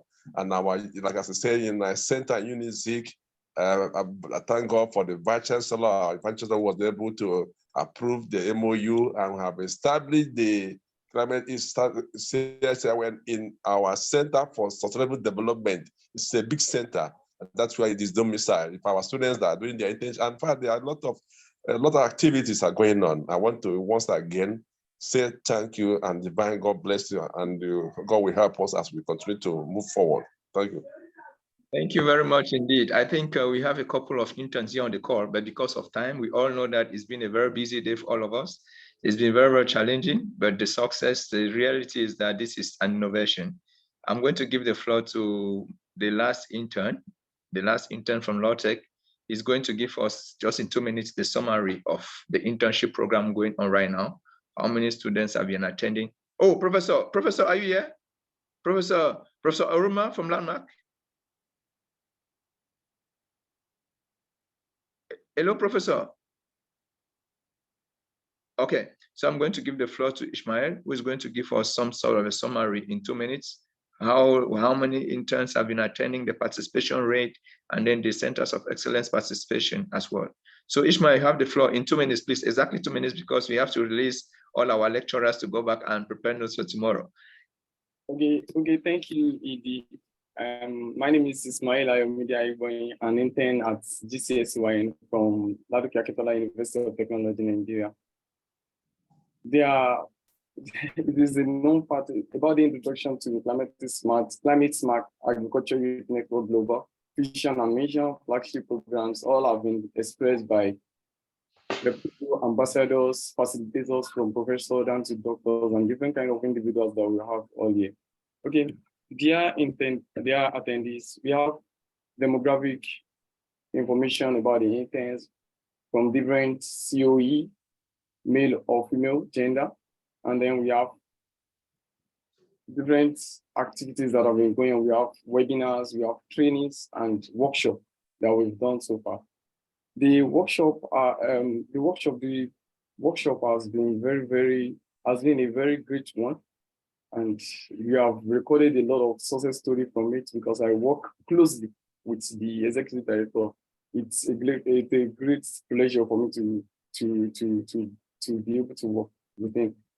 We have charts showing the percentage of attendees per virtual trainings from March till now, as we are waiting and hoping for the virtual e-learning academy, and which I believe as it is now, we will be having more and more interaction and the interaction section with the facilitator, interns, and mentors over here. We have different universities that have come up, different COEs, and though we have some that have not been participating, or because of maybe the interns are on examination or the kind of platform. But I believe the uniformity of platform that we're going to be using now will be a great one for all of the interns, and mostly for all of the new approved COE. Yeah.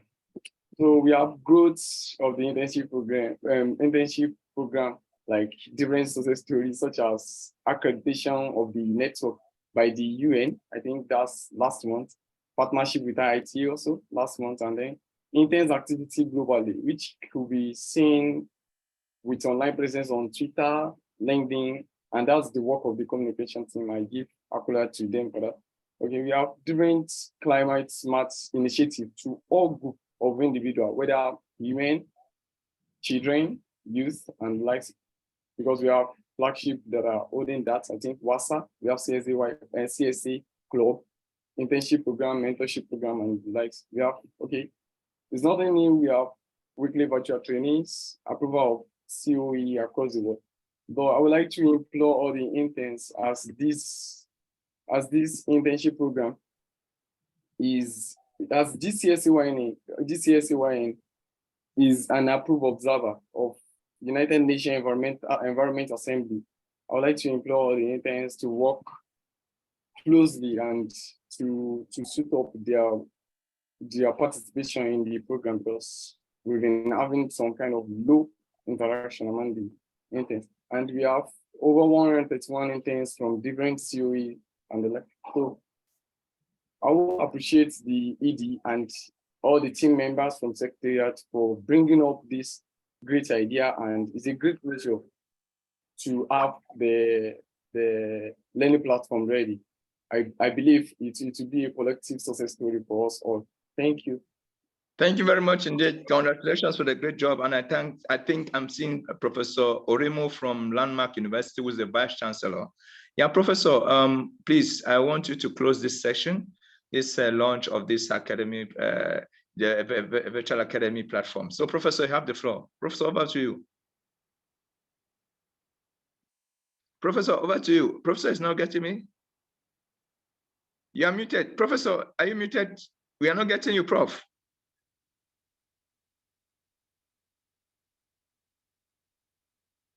Professor, can hear you. We can hear you.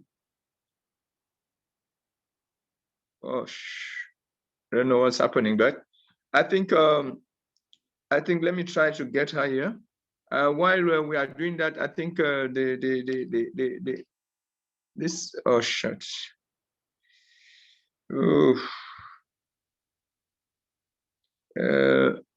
Speak. So I'm grateful. I'll close by saying I'm going to give some of the takeaways. Professor, we had 200, almost 225 registration for this event, and we have actually been able to have a stable number of 87 for a good number of time.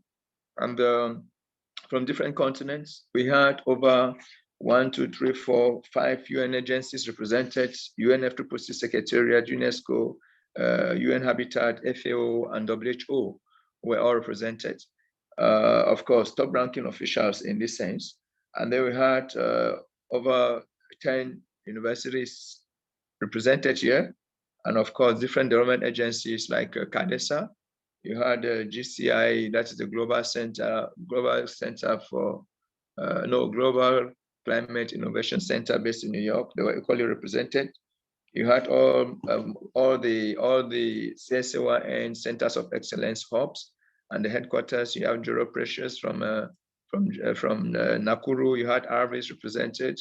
You had Egerton represented. We had Lotec. I think we have Lucy from University of the Cooperative University of Kenya. Yes, we equally had Botswana, the SADC region represented, of course, and Central Africa. So I'm very, very happy to say that this is just the beginning of greater things. Now, we have very important moments where the ambassadors highlighted that we have to be part of to contribute. Number one, we have the upcoming stop taking moments for the Food System Summit, which is in July.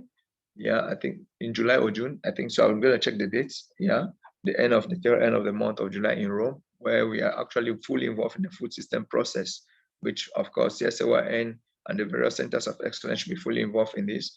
We have the UN's SDG Summit coming up in September, which of course we have started the SDG dialogues, national, independent, and global dialogues, and we are inviting all the centers of excellence to speed that process up, because we want to submit a consolidated report to the UN Secretariat by the end of May on some of the achievements or accomplishments or outcomes from this SDG Summit process. We equally have the Climate Summit that is going to be happening in New York in the margin of the General Assembly. So we'll have the Climate Summit and we'll have the SDG Summit. So these are all important events that we actually have to be part of it. When I come to Kenya, we'll have, of course, UN Habitat made it clear that they have the assembly from the 5th to the 9th. And of course, I think we have submitted a side event already. And I feel very well that we're going to have that session or that opportunity to present. and organize the event. And then we equally heard from the UNDRR, disaster reduction. They are planning to send an email to the COEs in Kenya for a meeting. So they'll be getting in touch with all of you in Kenya for a virtual meeting, first of all, to understand the perspective of what we are doing on ground and how they can collaborate before organizing an in-person meeting. So I really want to say thanks very much for your time. Thanks very much for your commitment. And you can count on us. We're going to make this a reality. This platform that has been established and be launched today is to enable the interns to interact, to learn, exchange knowledge, and capacitate themselves in the various and addressing the various challenges our continent is facing. You heard from WHO, where they are very, very committed to make sure that they make things happen. UN Habitat did the same, UNESCO, UNFCCC Secretariat, that actually the Convention on Climate Change. They are very, very happy to be part of us. And of course, we just recently had the endorsement or the association. We just got associated to the Department of Global Communication of the United Nations, which is actually the division in charge of that coordinates all the communication framework. So I'm so happy to say that we are grateful from India, from South Africa, everywhere. We are so grateful. And this is just the beginning. So we shall continue. This is recorded, and we shall share the link once it's available. It's equally on Facebook. We want to thank you all. And thus, thank you very much for being here. Thanks very much, colleagues. Thanks very much. I think we can just put on our screen so that we have a screenshot. We can have a screenshot for the social media. Katie, welcome. Thanks very much for your effort. I can see the ED of Cadesta has decided not to go to any meeting again, just to stay with us. Thank you very much, ED, for being here. Thank you, Olipa. Yeah, thank you, colleagues. Just put on your screen so that your camera, so that they can get the screenshot. Yes, I can see Anne rolling. Please, Anne, please, can you introduce yourself?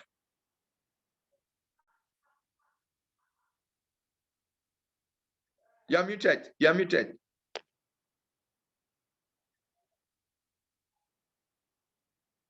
Hello, very pleased to be able to participate in this webinar and learn about the launch of the new portal.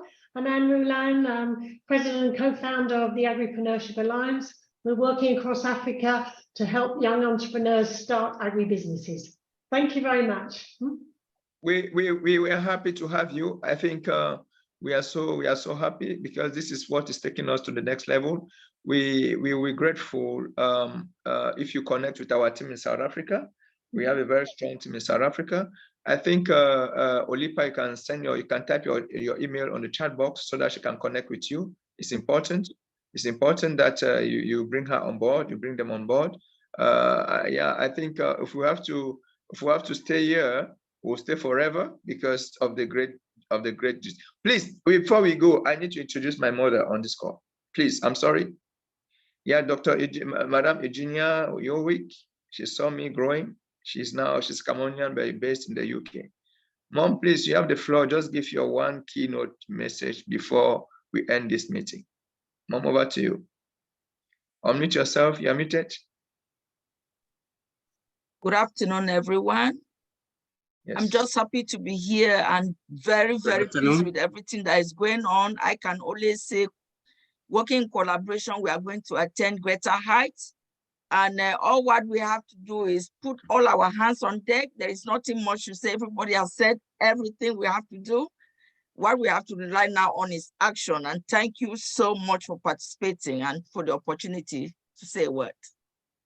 So thank you very much. With this, I don't know, Ismail, can you take a screenshot of all this? And then once you are done with the screenshots, we can end the meeting so that we can release our executive directors or the professors and the doctors. So Ismail, can you confirm that you have taken the screenshots? Yes, I can take the screenshots, but I would like everyone to put on their cameras, please. Can you put on the cameras? So you can start counting from 3, 2, 1, and there you go. You carry on, okay?